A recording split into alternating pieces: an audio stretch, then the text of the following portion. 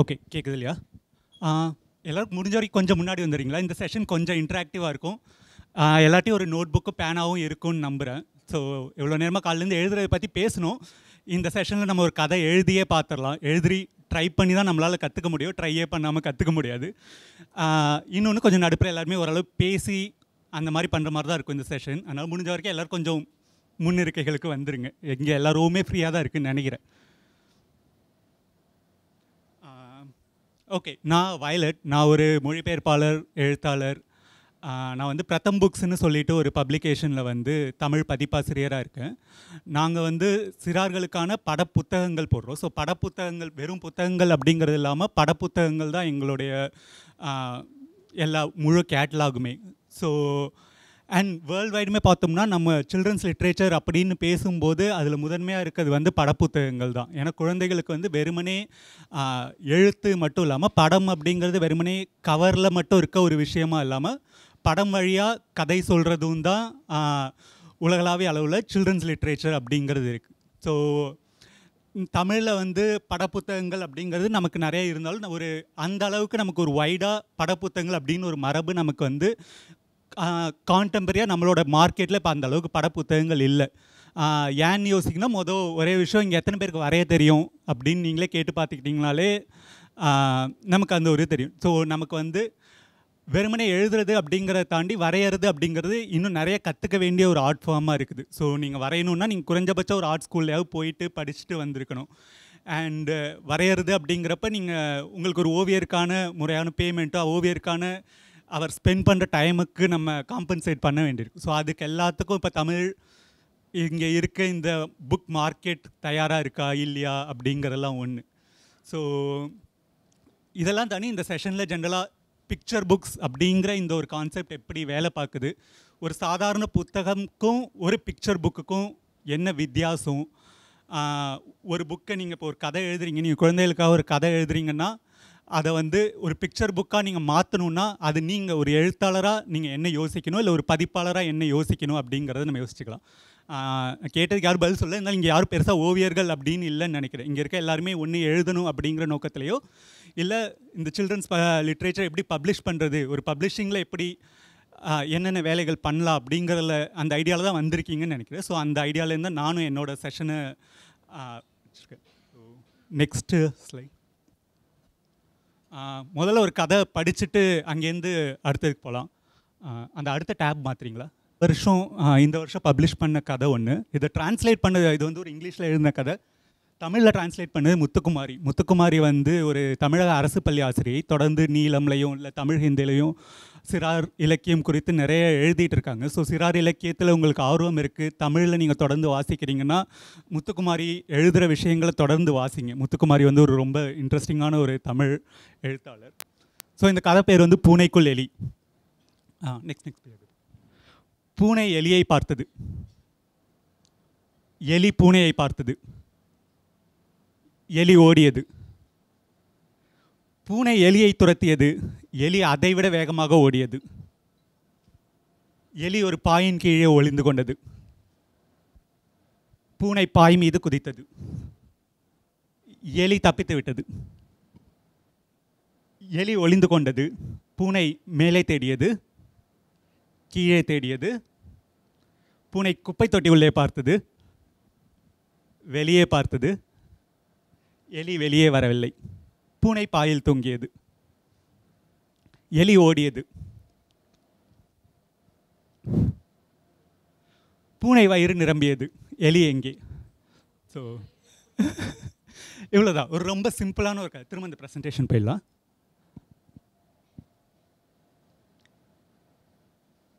இது வந்து ஒரு நார்மலான நாங்கள் பப்ளிஷ் பண்ணுறதுல ஒரு வாசிக்க ஆரம்பிக்கக்கூடிய ஒரு முதல் நிலைக்கான எங்களோட புத்தகங்கள் எல்லாமே நிலை வரிசையில் இருக்கும். அதை நான் பின்னாடி எக்ஸ்பிளைன் பண்ணுறேன். இது வந்து இப்போ ஒரு முதல் நிலைக்கான ஒரு புத்தகம், வாசிக்க ஆரம்பிக்கிற ஒரு குழந்தைகளுக்கு பெரும்பாலும் நம்ம வாசித்து காட்டக்கூடிய ஒரு புத்தகம். இப்போ நீங்கள் ஒரு குழந்தைக்கு ஒரு கதை வாசிக்கிறீங்கன்னா இந்த குழந்தைக்கு இந்த படத்தை காமிச்சு நீங்கள் இந்த கதையை வாசிக்கக்கூடிய ஒரு புத்தகம். ஏன்னா ஒரு ஆரம்ப நிலையில் இருக்க குழந்தை தானாக வாசிக்க போகிறது இல்லையா?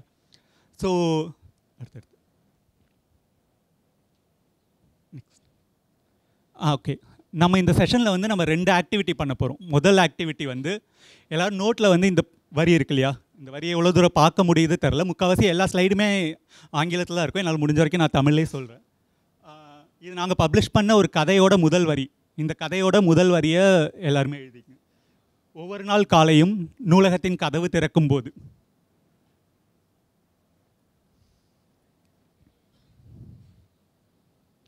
ஓகேவா? ஸோ இதை வந்து இப்போ ஒரு கதையோட இது ஒரு முதல் வரி. நீங்கள் இதை வச்சு ஒரு படக்கதை நீங்கள் எழுத போகிறீங்க அப்படின்னு வச்சுக்கோங்க. ஒரு 10 பக்கத்தில் வர ஒரு கதை நீங்கள் எழுதணும். அது என்னவா வேணாலும் இருக்கலாம். ஆனால் ஒரே விஷயம் என்னென்னா அதோட முதல் வரி இதுதான். ஒவ்வொரு நாளும் நூலகத்தின் காலை கதவு திறக்கும் போது அப்படின்னு இதை சொன்னோன்னே உங்களுக்கு அடுத்தது நூலகத்தில் நடக்கக்கூடிய எந்த கதையை நீங்கள் எழுதலாம் அப்படின்னு உங்களுக்கு நினைக்கிறீங்க. இந்த விஷயங்களை நீங்கள் யோசிச்சுக்கோங்க. எல்லோரும் நம்ம சுற்றி உட்காந்துருந்தோன்னா நம்ம இதை பேசி பண்ணலாம். பட் இருந்தாலும் நம்ம நேரடியாக இப்போ ஒருத்தருக்கு ஒருத்தர் பேசிக்கலைனாலும் இது ஒரு விஷயமாக நீங்கள் கண்டினியூஸாக யோசிச்சுட்டே இருங்க. இதுதான் இப்போ முதல் வரின்னா உங்களுக்கு உடனே என்ன கதை தோணுது. இப்போ நான் உங்களுக்கு அடுத்தது ஒரு பக்கம் எழுத சொன்னேன்னா அந்த பக்கத்தில் நீங்கள் என்ன எழுதுவீங்க அப்படிங்கிறத நீங்கள் யோசித்து வச்சுக்கோங்க. அடுத்த பக்கம் போகலாம். ஓகே. ஸோ இது நான் முதல்லே பண்ணியிருக்கணும். இருந்தாலும் கதை வாசிச்சுட்டு ஆரம்பிக்கலாங்கிறதுனால நான் வேலை பார்க்குற பதிப்பகம் வந்து பிரதம் புக்ஸ். நாங்கள் பெங்களூர்லேயும் டெல்லியிலையும் எங்களோட அலுவலகங்கள் இருக்குது. நாங்கள் இந்தியாவில் இருக்க ஒரு நான் ப்ராஃபிட் என்ஜிஓ. நாங்கள் இது வரைக்கும் ஒரு 7000 புத்தகங்கள் ஒரு 24 மொழிகளில் பதிப்பிச்சிருக்கோம். எங்களோட புத்தகங்கள் பெரும்பாலும் இந்திய மொழிகள்லையோ இல்லை ஆங்கிலத்திலையோ எழுதி பிற இந்திய மொழிகளுக்கு மொழிபெயர்க்கப்படுறது. மொழிபெயர்ப்பு தான் எங்களோட ஒரு முக்கியமான, எங்கள் பதிப்பகத்தோட ஒரு முக்கியமான அங்கம். நான் தமிழ் மொழிபெயர்ப்புகளையும் வேறு சில மொழிபெயர்ப்புகளையும் மேனேஜ் பண்ணுற பணியில் இருக்கேன். இன்னொன்று நான் ப்ராஃபிட் என்ஜிஓங்கனால எங்களுடைய புத்தகங்கள் எல்லாமே முடிஞ்ச அளவுக்கு இப்போ ஒரு படப்புத்தகங்கள் அப்படிங்கிறதுல ஒரு முக்கியமான திரும்ப வர பிரச்சனை என்னென்னா ஒரு குவாலிட்டியான ஒரு பிக்சர் புக்குங்கும் போதே அது மினிமம் ஒரு 200 ரூபா 300 ரூபா அந்த மாதிரி ஆகிடுது. ஸோ எத்தனை பிக்சர் புக்ஸ் நம்மளால் வாங்க முடியும்? பர்சனலாக இப்போ குழந்தைகளால் வாங்குறது அப்படிங்கிறத தாண்டி இப்போ ஒரு நூலகத்துக்கே ஒரு 100 புக்கு வாங்கணுன்னாலும் எத்தனை இப்போ அரசு நூலகங்களுக்கோ இல்லை வேறு தனிநபர் நூலகங்களுக்கோ அந்த மாதிரியான ஒரு நிதி இருக்கும் அப்படிங்கிறது இருக்கு இல்லையா? அதனால் முடிஞ்ச அளவுக்கு கம்மியாக பப்ளிஷ் பண்ணுறது, ஒரு படப்புத்தகத்தை 70 ரூபா 80 ரூபாக்குள்ளே பப்ளிஷ் பண்ணுறது அப்படிங்கிறது எங்களுடைய நோக்கம். அடுத்த ஸ்லைட்.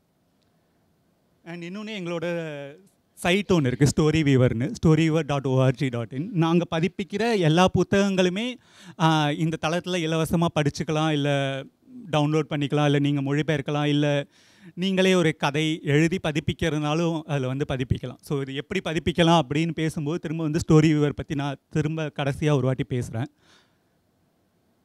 அடுத்து ஓகே. ஸோ ஒரு பிக்சர் புக் அப்படின்னு இப்போ யோசிக்கும்போது ஒரு பிக்சர் புக்கை நம்ம எங்கேருந்தெல்லாம் ஆரம்பிக்கலாம் அப்படிங்கிறது இருக்கு இல்லையா? நீங்கள் இல்லை நீங்கள் ஒரு பப்ளிஷர்னால் எந்த மாதிரியான பிக்சர் புக்ஸ் எல்லாம் இப்போ நீங்கள் பப்ளிஷ் பண்ணணும் அப்படிங்கிறது இருக்குது. நாங்கள் இப்போ ஒரு 3 லேயர் சொல்லுவோம். ஒரு சைல்டு, அதோட இமீடியட் என்விரான்மெண்ட், அதுக்கப்புறம் சோஷியல் எமோஷனல் லேர்னிங். என்னென்ன மாதிரியான கதைகள் நீங்கள் எழுதலாம் இல்லை பதிப்பிக்கலாம் அப்படின்னு வரும்போது முதல்ல ஆரம்பிக்கிறது குழந்தைகிட்ட இருந்து ஆரம்பிக்கணும். ஏன்னா வாசிக்க போகிறது அந்த குழந்தை தான், இல்லை அந்த குழந்தைக்கு தான் வேறு யாராவதோ வாசித்து காமிக்க போகிறாங்க. அப்படிங்கிறப்ப ஒரு குழந்தையை பற்றின கதைகள், ஒரு குழந்தையோட தன்னிலை பற்றின கதைகள், ஒரு குழந்தையோட செல்ஃப் பற்றின கதைகள்னு சொல்லும். நீங்கள் எத்தனை பேர் இப்போ பிஎட்லாம் படித்தவங்களும் இருப்பீங்க. ஸோ ஒரு குழந்தையோட லேர்னிங் ப்ராசஸ் அப்படின்னு வரும்போதே நம்ம ஒரு குழந்தை முதல்ல தன்னை ரெக்கக்னைஸ் பண்ணிக்குது, அதுக்கப்புறம் தன்னோட பேரண்ட்ஸை, தன்னோட சுற்றத்தை ரெக்கக்னைஸ் பண்ணிக்குது. அப்படின்னு தான் நம்ம ஒரு குழந்தை எப்படி குழந்தையோட லேர்னிங் அப்படிங்கிறத நம்ம புரிஞ்சுப்போம் இல்லையா? ஸோ ஒரு முதல் நிலையான கதைகள் என்னென்னா ஒரு குழந்தையோட செல்ஃப் பற்றின கதைகள். ஒரு குழந்தை தன்னால் அந்த குழந்தையால் ஓட முடியுதா, அந்த குழந்தைக்கு கையை இந்த மாதிரி பண்ணால் இந்த விஷயத்தை தட்டி விடுது, இந்த மாதிரியான சின்ன சின்ன செயல்பாடுகள் இருக்குது இல்லையா? இதை எல்லாத்தையும் பற்றின கதைகள் இந்த முதல்நிலை கதைகள், அதாவது சைல்டு பற்றின கதைகள். அதுக்கு அடுத்து வர்றது இம்மீடியட் என்விரான்மெண்ட். இப்போ ஒரு குழந்தையால் அதோட இமீடியட்டான சுற்றுச்சூழலில் என்னென்னலாம் பார்க்க முடியும்? இப்போ வீட்டில் நடக்கிற கதைகள், இல்லை பள்ளியில் நடக்கிற கதைகள், இப்போ ஆசிரியர்கள் பற்றின கதைகள், இப்போ இல்லை நம்ம ஒரு கதை படிச்சல, இப்போ ஒரு பூனை எலியை பற்றி ஒரு கதை படிக்கிறோன்னா ஒரு பூனை எலிங்கிறது அந்த குழந்தையோட இமீடியட் என்விரான்மெண்ட். ஒரு பூனையோ எலியோ பார்க்கறதுக்கு பெரும்பாலான குழந்தைகளுக்கு எங்கேயும் ரொம்ப தூரத்துக்கு போக வேண்டிய அவசியம் இல்லை. அதுங்களோட இமீடியட் என்விரான்மெண்ட்டில் இருக்க 2 கேரக்டர்ஸை வச்சு நம்ம இந்த மாதிரியான கதைகள் பார்க்குறோம். இது இப்போ செகண்ட் லேயர் ஆஃப் கதைகள் இந்த இமீடியட் என்விரான்மெண்ட். 3வது லேயர் இப்போ சோஷியல் எமோஷனல் லேர்னிங் சொல்லும். அதாவது குழந்தைகள் வளர வளர அவங்களோட உணர்வுகளையும் அவங்களோட சுற்றி இருக்கவங்களோட, அவங்களோட நண்பர்களோட, ஆசிரியர்களோட உணர்வுகளை இப்போ புரிஞ்சுக்க ஆரம்பிக்கிறாங்க. எனக்கு கோபமாக இருக்குது, எனக்கு சந்தோஷமாக இருக்குது, எனக்கு திட்டாங்க, எனக்கு அழுவ வருது, இந்த மாதிரியான ஒவ்வொரு விஷயங்களையும் அவங்க கொஞ்சம் கொஞ்சமாக ஒரு கான்ஷியஸாக உணர ஆரம்பிக்கிறாங்க. ஸோ அதில் இப்போ வந்து ஒவ்வொரு மாதிரியான குழந்தைக்கும் ஒவ்வொரு விதமான குழப்பம் வரலாம். எனக்கு ஏன் இப்போ கோவம் வருது, எனக்கு ஏன் அழுகையாக வருது, ஒரு நாள் ஸ்கூலுக்கு போகிறோம் டீச்சர் திட்டாங்க, இல்லை வேறு யாராவது என் ஃப்ரெண்ட்ஸ் திட்டாங்கன்னா ஏன் கோவமாக இருக்குது, அந்த கோவம் வந்து உடனே போகிறது இல்லை இல்லையா. இந்த மாதிரியான குழப்பங்கள் அப்படிங்கிறத ஹேண்டில் பண்ணும்போது அங்கே என்னெல்லாம் ஹெல்ப் பண்ண முடியும் அப்படிங்கிறதுல கதைகளும் ஒரு வகையில் ஹெல்ப் பண்ண முடியும். ஏன்னா நம்மளும் வந்து நிறைய விஷயம் நீங்கள் திரும்ப நம்மளோட சைல்ட்ஹுட் யோசித்து பார்த்தோம்னாலும் நம்ம எதெல்லாம் இப்போ வந்து ஒரு கதையிலேருந்து கற்றுக்கிட்டோம் அப்படிங்கிறதும்போது வெறுமனே நம்ம வந்து தகவல்கள் மட்டும் கற்றுக்க போகிறோம் இல்லையா. ஒரு கேரக்டர் நமக்கு ஏன் பிடிச்சிருக்கு அப்படிங்கப்போ அவள் கோவப்பட்டப்ப இப்படி நடந்துக்கிட்டாங்க, இல்லை அவள் கோவப்பட்டப்ப இப்படி நடக்கலை, இல்லை அவங்களுக்கு வந்து சந்தோஷமாக இருந்தப்போ சந்தோஷத்தை இப்படிலாம் வெளிக்காட்டினாங்க, இந்த மாதிரியான விஷயங்களையும் நம்ம கற்றுக்குறோம் இல்லையா. ஸோ இது வந்து தேர்ட் லேயர் வந்து சோஷியல் எமோஷனல் லேர்னிங் சொல்லும். ஸோ ஒரு கதை எளிமையான கதையாக இல்லை நம்ம சாதாரணமாக சொல்லிடுறோம், குழந்தைங்களுக்கு எழுதும்போது சிம்பிளாக எழுதணும் அப்படின்னு சொல்லிடுவோம். இப்போ அந்த சிம்பிள் அப்படிங்கிறது என்ன அப்படின்னா அது வெறுமனே வந்து இப்போ சரவணன் வந்து காலையில் உங்களுக்கு வந்து மொழி சார்பாக ஒரு விளக்கங்கள் சொன்னார் இல்லையா. ஒரு எளிமையான மொழி அப்படின்னா எப்படியா இருக்கணும், எளிமையான மொழிங்கிறது இப்போ நீட்டமான வார்த்தைகள் இருக்கக்கூடாது, நடந்து கொண்டு இருக்கிறான் அப்படியே கீழே விழுந்தான் அப்படின்னு தொடர் வாக்கியங்களாக எழுதாதீங்க அப்படின்னு சொன்னேன். ஸோ அது இல்லாமல் இப்போ கதைகள் அப்படின்னு வரும்போது எளிமையான கதைகள்னால் என்ன அப்படின்னு புரிஞ்சுக்கிறதுக்கு இந்த 3 லேயர்ஸில் நம்ம அதை யோசித்து பார்க்குறது வந்து நமக்கு யூஸ்ஃபுல்லாக இருக்கும். நெக்ஸ்ட்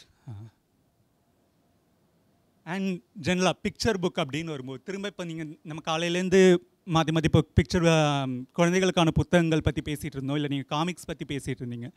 இப்போ காமிக்ஸ்லேயும் இப்போ நீங்கள் பேசும்போது இப்போ ஒரு படத்தை பார்த்து அதில் இருக்க க்ளூஸ் எப்படி நீங்கள் புரிஞ்சுக்கிறது, இல்லை படத்துலேருந்து நீங்கள் என்ன புரிஞ்சுக்கிறது அப்படிங்கிறது இருக்கு இல்லையா.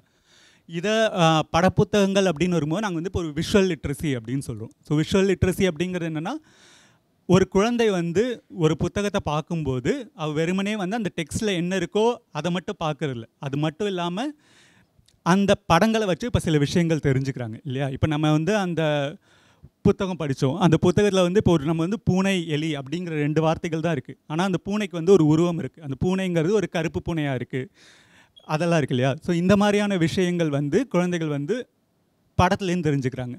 இப்போ இன்னொன்று, இப்போ அதே கதையை எடுத்து பார்த்துக்கிட்டோன்னா இப்போ வந்து பூனை மேலே ஓடியது கீழே ஓடியதுன்னு இருக்குது. மேலே கீழே அப்படிங்கிற வார்த்தை வந்து இப்போ மேலே அப்படிங்கிறதுக்கான அர்த்தம் என்ன, இல்லை கீழே அப்படிங்கிறதுக்கான அர்த்தம் என்ன அப்படிங்கிறது இருக்கு இல்லையா.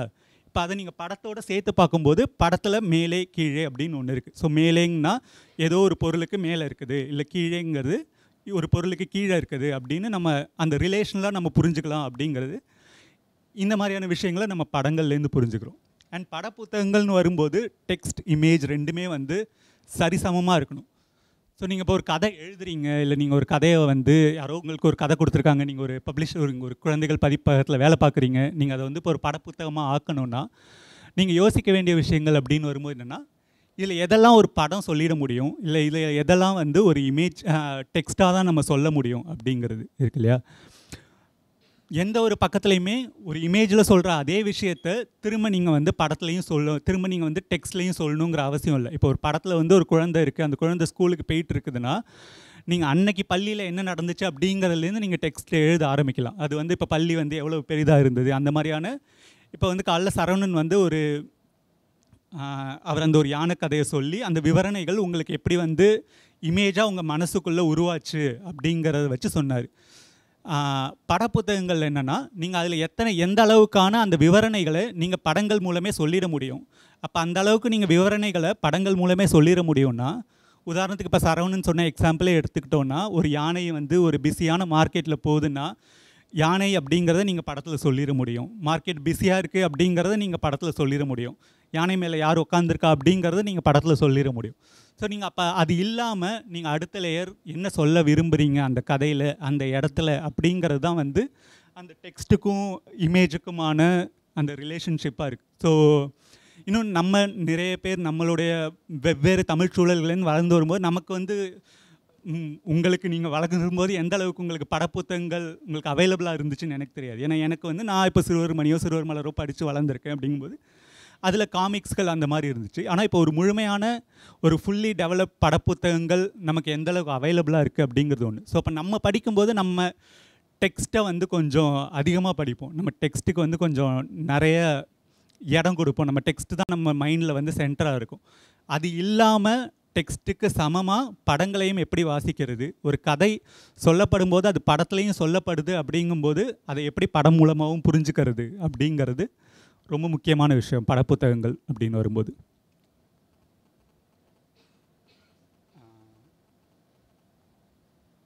ஓகே, இது வந்து நாங்கள் வந்து ஒரு ஜென்ரலாக இப்போ வந்து படப்புத்தகம் எழுதுகிற ஒர்க் ஷாப்கள் எல்லாத்துலேயும் ஒரு படப்புத்தகத்தோட அடிப்படைகள் என்ன அப்படின்னு ஒரு கேள்வி வரும்போது நாங்கள் வந்து இந்த ஒரு லிஸ்ட் வச்சுருக்கோம். ஸோ பெரும்பாலான படப்புத்தகங்கள் வந்து அதிகபட்சம் ஒரு 12, 16 இல்லை அதிகபட்சம் ஒரு 20, 25 பக்கங்களுக்குள்ளே இருக்கக்கூடிய.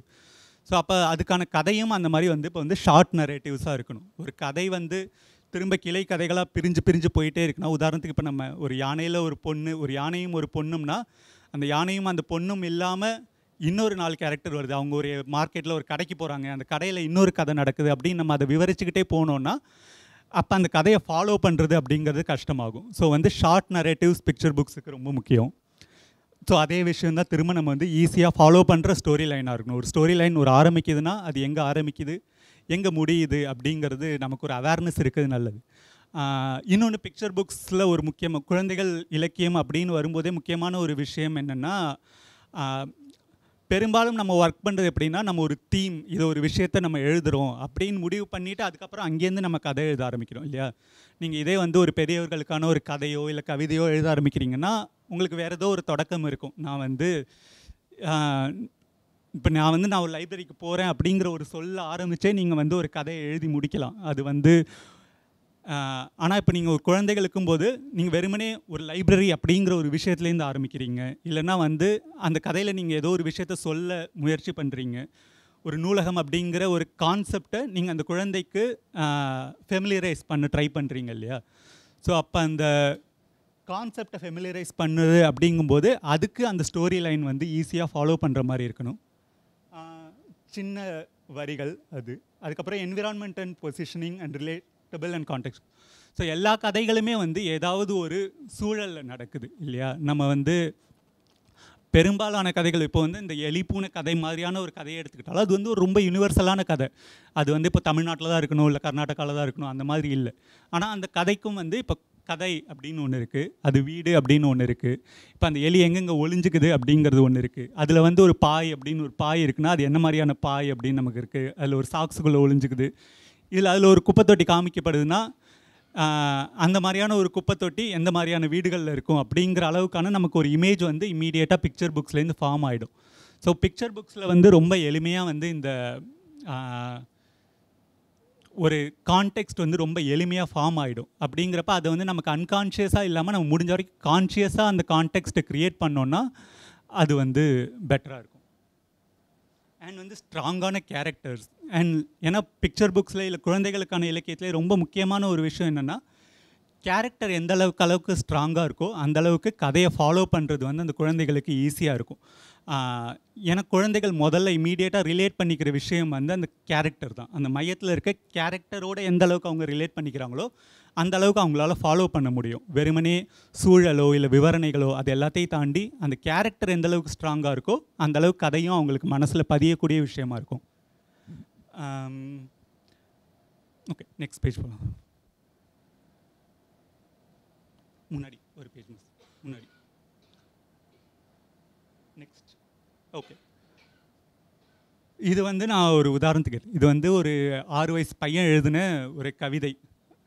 ஸோ இப்போ இந்த கவிதையை படித்தோன்னா, the tiger he destroyed his cage, yes yes the tiger is out. அவ்வளோதான் இந்த கவிதை. இந்த கவிதை அப்படிங்கிறதுல இல்லை பெருசாக வேறு எதுவுமே இல்லை. இந்த கவிதையிலேருந்து இப்போ நம்ம வந்து என்னென்ன தெரிஞ்சுக்க முடியும் அப்படிங்கிறது இருக்கு இல்லையா. இந்த கவிதையை படித்தோடனே நம்ம எல்லாருக்கும் இமீடியட்டாக ஒரு விஷுவல் ஃபார்ம் ஆகிருக்கும். ஓகேவா, ஒரு புலி தப்பிச்சிருச்சு அப்படிங்கிறது. ஆனால் இப்போ வந்து ஒரு எஸ் அப்படிங்கிறது ஒரு கேபிட்டல் லெட்டரில் வரும்போதே நம்ம இமீடியட்டாக அந்த எஸ்ஸை வந்து இன்னும் சத்தமாக படிக்கிறோம். இப்போ அந்த எஸ்ஸை நம்ம சத்தமாக படிக்கும்போதே நம்ம வந்து ஓகே, அந்த கவிதை எழுதினவன் இல்லை நம்ம வாசிக்கிற வந்து அந்த டைகர் வெளில வந்துருச்சு, புலி வெளில வந்துருச்சு அப்படிங்கிறது நம்ம சந்தோஷப்படுறோம். நம்ம வந்து அதை வந்து ஒரு பயமாகவோ அதை வந்து ஒரு துக்கமாகவோ சொல்ல, புலி வெளில வந்துருச்சு அப்படிங்கிறத ஒரு மாசான விஷயமா அந்த இடத்துல எக்ஸ்பெக்ட் பண்ணுறேன். ஸோ இப்போ இதே கவிதையை நீங்கள் இப்படியே ஒரு இதே வரிகளை வேறு ஒரு பிக்சர்ஸோடு இமேஜின் பண்ணி பாருங்கள். இப்போ உதாரணத்துக்கு பாபா சாஹேப் அம்பேத்கரோட தீக்ஷா பூமி விஷயம் வந்து இப்போ எல்லாருக்குமே தெரியும். தீக்ஷா பூமியில் அவர் பலரோட சேர்ந்து இந்து மதத்துலேருந்து இப்போ பௌத்தம் தழுவினார் அப்படிங்கிற விஷயம் நமக்கு எல்லாருக்குமே தெரியும். இப்போ வெறுமனே ஒரு 6 பேனல்களில் ஆயிரக்கணக்கானவரோட பாபா சாஹேப் இப்போ பௌத்தம் தழுவுற விஷுவல்களோட இதே டெக்ஸ்ட் இருக்குன்னா இந்த டெக்ஸ்ட் அப்போ உங்களுக்கு என்ன மாதிரியான உணர்வுகளை கொடுக்கும் அப்படிங்கிறது இருக்கு இல்லையா? அந்த சூழ்நிலைக்கு இதே டெக்ஸ்ட்டு பொருத்தமாக இருக்கும் அப்படின்னு எனக்கு தோணுது. நீங்கள் உங்கள் பொருந்தா இல்லையா அப்படிங்கிறத நீங்கள் யோசிச்சு பாருங்கள். இல்லை இந்த அந்த விஷுவல்ஸோட இந்த டெக்ஸ்ட்டை பொருத்தி பார்க்கும்போது உங்களுக்கு எந்த மாதிரியான உணர்வுகள் ஏற்படுது அப்படிங்கிறது. ஓகேவா? ஸோ டெக்ஸ்ட்டும் விஷுவலும் எப்படி ஒன்று ஆட் பண்ணுது, இல்லை ஒன்று எப்படி இன்ட்ராக்ட் பண்ணுது அப்படிங்கிறது தான் நம்ம திரும்ப பிக்சர் புக்ஸ் அப்படிங்கிறத புரிஞ்சுக்கும் போது இங்கே நம்ம புரிஞ்சுக்க ட்ரை பண்ணணும். அண்ட் நீங்கள் ஒரு பப்ளிஷராக வேலை செய்யணும்னு நினச்சாலும் சரி, இல்லை ஒரு எழுத்தாளராக வேலை செய்யணும்னு நினச்சாலும் சரி, இமேஜஸை புரிஞ்சுக்கிறது அப்படிங்கிறது ரொம்ப முக்கியமான ஒரு விஷயம். நெக்ஸ்ட் ஓகே, நம்ம ஒரு சின்ன எக்ஸசைஸ் பண்ணலாம். எல்லாருக்கும் படிக்க முடியுதில்ல? ஓகே, இது வழக்கமாக நாங்கள் வந்து டிரான்ஸ்லேஷன் எக்ஸசைஸ் பண்ணுவோம். ஆனால் பொதுவாகவே குழந்தைகள் இலக்கியத்தை புரிஞ்சுக்கிறதுக்கு இது ஒரு ரொம்ப முக்கியமான எக்ஸசைஸ். நீங்கள் என்ன பண்ணால் உங்கள் எல்லாட்டையும் நோட்டு பேனாக இருக்கும் இல்லையா? இதை வந்து நீங்கள் 2 வாட்டி மொழிபெயர்க்கணும். மொதல் வாட்டி ஒரு அடல்ட் கேரக்டர், ஒரு பெரியவங்க இன்னொரு பெரியவங்கள்ட்ட சொல்கிறதா நினச்சி அப்படியே தமிழில் எழுதுறீங்க. எழுதி முடிச்சுட்டு 2வது வாட்டி ஒரு பெரியவங்க ஒரு குழந்தைகிட்ட சொல்கிறதா நினச்சி திரும்ப எழுதுங்க. ஓகேவா? 2 வாட்டி இதை மொத்தமாக ட்ரான்ஸ்லேட் பண்ணுங்கள். நீங்கள் பண்ணி முடித்தோடனே ஏன் பண்ணோம் அப்படிங்கிறத நான் சொல்கிறேன். ஒரு 5 மினிட்ஸில் பண்ணிடலாமா கடகடன்னு? நவுத்தணுமா?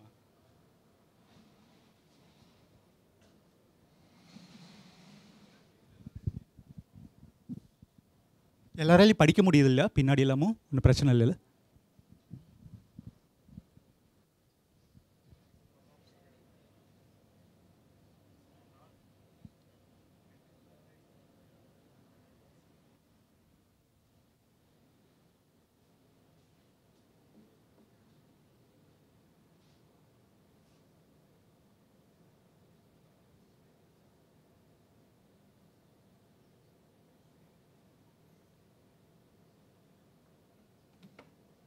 ஓகேவா? எல்லோரும் ஓரளவுக்காக எழுதியிருப்பீங்கன்னு நினைக்கிறேன். எழுத ஆரம்பிச்சிருக்கீங்க இல்லையா? ஸோ ஜென்ரலாக எத்தனை பேர் இப்போ வந்து ஒரு இதே ஒரு சென்டென்ஸை ஒரு அடல்ட்டு சொல்கிறது இல்லாமல் ஒரு குழந்தைகிட்ட சொல்கிறது அப்படின்னோடனே எத்தனை பேர் அதை வேறு மாதிரியாக எழுத ட்ரை பண்ணிங்க? நிறைய பேர். மிச்சம் எல்லோரும் அதே மாதிரி தான். மிச்சம் எல்லோரும் வந்து ஒரு அடல்ட் கிட்ட எப்படி எழுதுறீங்களோ அதே மாதிரி தான் குழந்தைக்கும் எழுதுறீங்களா? ஓகே. ஸோ ஓகே, ஒரு குறைஞ்சபட்ச ஆளாவது வந்து ஒரு குழந்தைகிட்ட பேசுகிறது அப்படிங்கிறப்போ நீங்கள் அதை வேறு மாதிரி எழுத அப்படின்னு ட்ரை பண்ணுறீங்க இல்லையா? ஸோ அப்போ நம்ம வந்து எதையெல்லாம் நீங்கள் வந்து மாற்ற ட்ரை பண்ணுறீங்க, இல்லை எதையெல்லாம் வந்து நீங்கள் வந்து ஒரு குழந்தைக்கு அப்படின்னு சொல்லும்போது என்னென்னத்தை வந்து நீங்கள் மாற்ற ட்ரை பண்ணீங்க அப்படின்னு யாராவது சொல்ல முடியுமா? ஓகே, மொழி ஏதாச்சும் ஒரு எக்ஸாம்பிள் சொல்கிறீங்களா? மொதல் சென்டென்ஸில் நீங்கள் எப்படி எழுதினீங்கல்ல, ஏதாவது ஒரு சென்டென்ஸ்.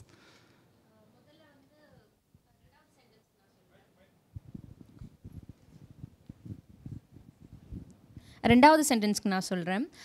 பெரியவங்க சொல்கிறது என்னென்னா, மன்னிக்கவும், உன்னுடைய தாயை எனக்கு பிடிக்காது. இதுவே குழந்தை சொல்கிறது என்னென்னா, ஐயோ எனக்கு உன் அம்மாவை பார்த்தாலே பிடிக்காது. ஸோ இந்த மாதிரி ட்ரை பண்ணியிருக்கேன். ஓகே, வேறு யாராவது? செகண்ட் சென்டென்ஸ் தான் நானும் சொல்கிறேன். ஏன்னா ஃபர்ஸ்ட் சென்டென்ஸ் நான் ரெண்டுத்துக்குமே ஒரே மாதிரி இருக்க மாதிரி தான் ஃபீல் பண்ணேன். நீ எப்படி இருக்க, வீட்டில் எல்லோரும் எப்படி இருக்காங்க. So that's what I write. Second one வந்து I'm sorry I hate you mother வந்து ஜென்ரலாக அடல்ட் பேசும்போது மன்னிச்சிட்டு எனக்கு உங்கள் அம்மாவை பிடிக்கல அப்படிங்கிற மாதிரி சொல்லும். பட் குழந்தைங்களுக்கு நடுவில் மன்னிச்சிருங்கிற வார்த்தையெல்லாம் mean I feel as how I talk to my daughter. So அவங்க என் கூட பேசும்போது நான் அவங்களோட பேசும்போது மன்னிச்சிடலாம் சொல்கிறது இல்லை. ஸோ எனக்கு உங்கள் அம்மா மேலே கோவமாக இருக்குது. ஏன்னா அவங்க பிடிக்கலங்கிற வார்த்தையை ஜென்ரலாக என் குழந்தை யூஸ் பண்ணுறதில்ல. ஷி யூஸஸ் கோவம், எனக்கு இது ஓகே இல்லை அப்படி தான் சொல்கிறா. ஸோ அதனால நான் அந்த வேர்ட் சூஸ் பண்ணேன். ஓகே, நீங்கள் மேம் டிஃபிகல்ட் வேர்ட்ஸ் வந்துட்டு கொஞ்சம் சேஞ்ச் பண்ணலாம். ஓகே, இது இப்போ டிப்ரெஸ்ட் அப்படின்ற வேர்டு வந்துட்டு குழந்தைங்களுக்கு வந்து பெருசாக வந்து புரியாது. ப்ளஸ் அது வந்து அடல்ட்ஸ்க்கான ஒரு வேர்டு மாதிரி இருக்குது. அவங்களுக்கு ரொம்ப சிம்பிள் தானே போகணும். அப்போ ஐ எம் மோர் டிப்ரெஸ்ட் அப்படின்றத வந்து ஐ எம் வெரி சேட் அப்படி போட்டு தமிழில் எப்படி? ஓகே, சோகமாக இருக்குது அப்படின்னு சொல்லி குழந்தைகிட்ட சொல்லும்போது நான் டிப்ரெஸ்டாக இருக்குன்னு சொல்ல மாட்டேங்க, நான் சோகமாக இருக்குன்னு சொல்லுவீங்க.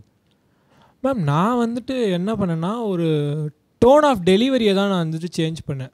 வந்துட்டு நம்மக்கிட்ட ஒரு தோழர்கிட்ட பேசும்போது வாடா எப்படா இருக்க நல்லா இருக்கே அந்த மாதிரி கேட்போம். சின்ன பசங்கக்கிட்ட வந்து கொஞ்சம் மரியாதையாக அந்த டோனோட பேசும்போது அந்த ரெஸ்பெக்ட்ஃபுல்னஸ் அந்த டோன் ஆஃப் டெலிவரி கொஞ்சம் மாறும்.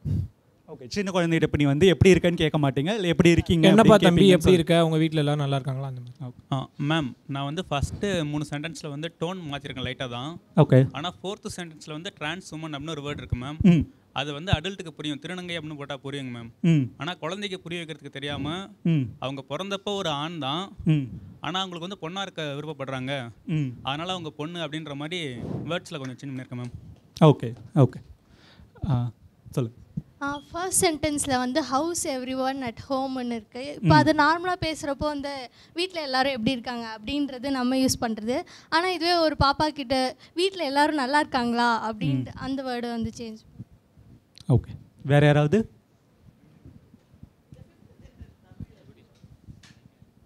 நீங்கள் தான் சொல்லணும், நீங்கள் தான் ஆன்சலேட் பண்ணணும். Yeah probably yeah. Ma'am that second sentence I am sorry I hate your மதருக்கு வந்து பெரியவங்க கிட்ட சொல்ல மன்னிக்கும் உன் அம்மா வெறுக்கிறேன் அப்படி சொல்லலாம். பட் குழந்தைகிட்ட சொல்கிறப்போ உன் அம்மா பிடிக்கல, லைக் அது ஹேட் டிஸ்லைக்காக சொல்கிற மாதிரி. ஓகே, வேறு ஏதாவது? 5th சென்டென்ஸ் யாருமே எதுவுமே மாற்றிலாம் எழுதலைன்னு நினைக்கிறேன்.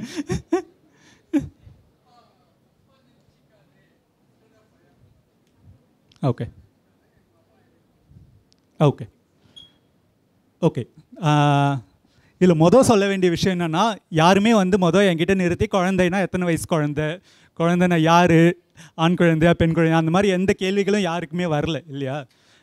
ஆல்மோஸ்ட் நிறைய பேர் யூஜி படிக்கிறீங்க, நீங்களாமே குழந்தைங்கிற கேட்டகரியில் தான் வருவீங்க. ஸோ நீங்கள் வந்து உங்ககிட்ட பேசும்போது இப்போ வந்து யூஜியோ பிஜியோ படிக்கிற நீங்கள் உங்கள் கல்லூரியில் உங்களோட ஜூனியர்ஸ் கிட்ட வந்து வீட்டில் எப்படிப்பா இருக்கீங்க அப்படின்னு, அப்பா வீட்டில் எப்படி இருக்கீங்க அப்படின்னு யாரும் கேட்க போகிறதில்ல. ஸோ ஒரு குழந்தை அப்படின்னா இப்போ ஆனால் குழந்தைன்னு சொன்னோன்னே உங்கள் எல்லாருக்கும் மைண்டில் வந்து ஒரு இமேஜ் வந்துருச்சு. ஒரு பாப்பா, நீங்கள் வந்து யாரோ பேசும்போது இப்போ பாப்பான்னு சொன்னாங்க, ஸோ ஒரு பாப்பா கிட்ட எப்படி பேசுவோம் அப்படின்னு நமக்கு வந்து உடனே ஒன்று தோணுது இல்லையா. அண்ட் நம்ம எல்லாருக்குமே மைண்டில் வந்து நான் ஒரு சைல்டுனா என்ன அப்படின்னு நமக்கு வந்து ஒரு இமேஜ் இருக்குது. நம்ம வந்து பெரும்பாலும் இப்போ நம்ம எழுதுகிறோமோ படம் வரைகிறோமோ இல்லை புத்தகங்கள் பதிப்பிக்கிறோமோ நம்ம பெரும்பாலும் அந்த சைல்டுக்கு தான் கேட்டர் பண்ணுறோம். திரும்ப இப்போ சரவணன் காலையில் சொன்னார் இல்லையா, அது வந்து என்னென்னா ஒரு பெரியவர்களுக்காக எழுதப்படும் இலக்கியங்கள் மாதிரி இல்லாமல் சிறார் இலக்கியம் அப்படின்னு வரும்போது அந்த டார்கெட் ஆடியன்ஸ் வந்து உங்களுக்கு எப்போவுமே வந்து மைண்டில் இருந்துக்கிட்டே இருக்காங்க. நீங்கள் பெரும்பாலும் அந்த டார்கெட் ஆடியன்ஸோடு தான் நீங்கள் உரையாட ட்ரை பண்ணுறீங்க. இப்போ நீங்கள் ஏதாவது ஒரு கதை எழுதுறீங்கன்னா அந்த கதை வந்து அந்த குழந்தைக்கு புரியுமா புரியாதா, இந்த வார்த்தை வந்து அந்த ஒரு குழந்தைக்கு புரியுமா புரியாதா அப்படிங்கிறதுல யோசிக்கிறதுல ஆரம்பித்து, இப்போ நீங்கள் ஒரு படம் வரைகிறீங்கனாலே வச்சுக்கோங்களேன், இப்போ ஒரு லைப்ரரிக்குள்ளே ஒரு குழந்தை போகுதுன்னு ஒரு படம் வரைகிறீங்கன்னா அந்த ஒரு குழந்தையோட பார்வை அப்படிங்கிறதுல பெரும்பாலான நூலகங்களில் லைப்ரரி டெஸ்க்குகள் வந்து ஒரு குழந்தையோட பார்வைக்கு மேலே இருக்கும், ஒரு 5-6 வயசு குழந்தைன்னா. அப்போ நீங்கள் ஒரு படங்கள்லேருந்து நீங்கள் எழுத்துலேருந்து எல்லாமே அந்த குழந்தையோட பார்வை அப்படிங்கிறது உங்களோட பார்வையை அஃபெக்ட் பண்ணுது இல்லையா. இப்போ நீங்கள் வந்து ஒரு குழந்தைகிட்ட வந்து ஐ ஹேட் யுவர் மதர்னு சொல்லும்போது நமக்கு ஒரு சின்ன தயக்கம் இருக்குது, உங்கள் அம்மாவை கண்டாலே எனக்கு பிடிக்காது அப்படின்னு சொல்லும்போது. ஆனால் பெரும்பாலான குழந்தைகளுக்கு வந்து ஒரு கூட படிக்கிற இன்னொரு குழந்தைகிட்ட வந்து உங்கள் அம்மாவை கண்டாலே எனக்கு பிடிக்காதுன்னு சொல்கிறதுக்கு எந்த தயக்கமும் கிடையாது. குழந்தைகளுக்கு அந்த மாதிரியான தயக்கங்கள் இல்லை. அதே இப்போ ஒரு டிரான்ஸ் மூமெண்ட் மாதிரியான ஒரு வார்த்தை வரும்போது நம்ம வந்து ஒரு குழந்தைக்கு இந்த வார்த்தை புரியுமா புரியாதா, நம்ம ஒரு பொது சமூகத்தில் நமக்கு ஒரு வார்த்தை இருக்குது, இந்த வார்த்தை எல்லாருக்கும் புரியும் அப்படிங்கிற நம்பிக்கையில் இருக்கும்.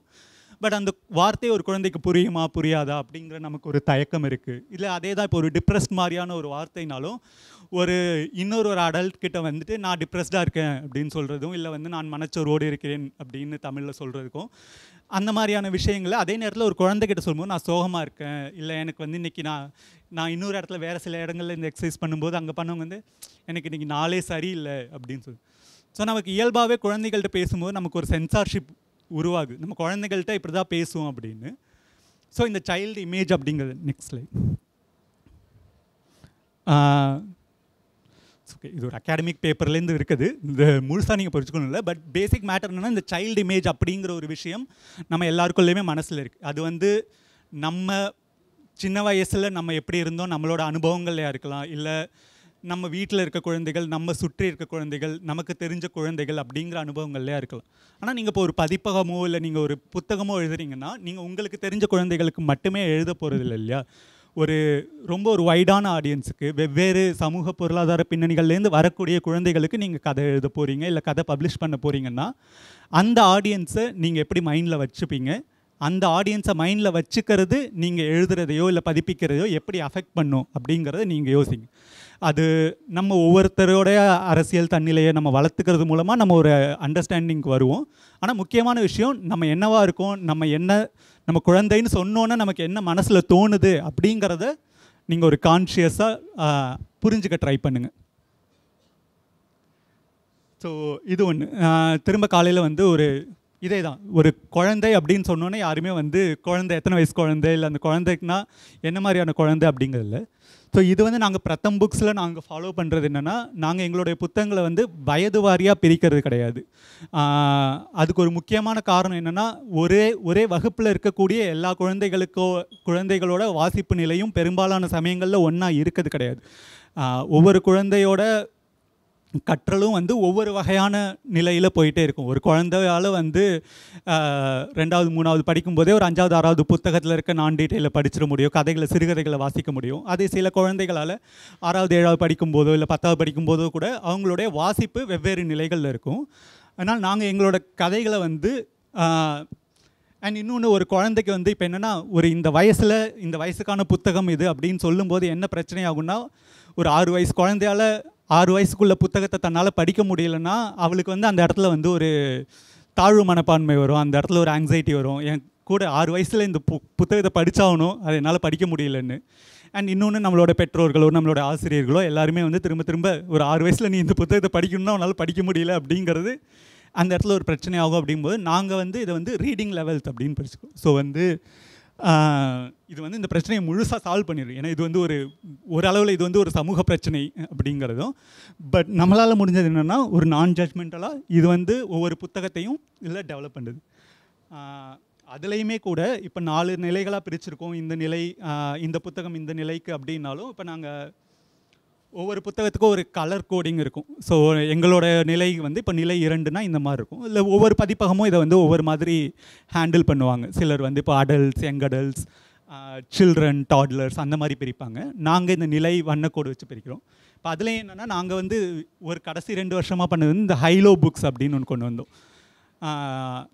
அதாவது இப்போ ஒரு வளர்ந்த குழந்தைகளாக இருப்பாங்க, ஒரு 15-16 வயசு குழந்தையாக இருப்பான். அவனுக்கு வந்து கான்செப்ட் எல்லாம் புரியும். அவனுக்கு வந்து இப்போ வந்து இது வந்து ஒரு பாட்டியோட டிமென்ஷியா பற்றி, ஒரு பாட்டியோட மறதி நோயை பற்றின புத்தகம்.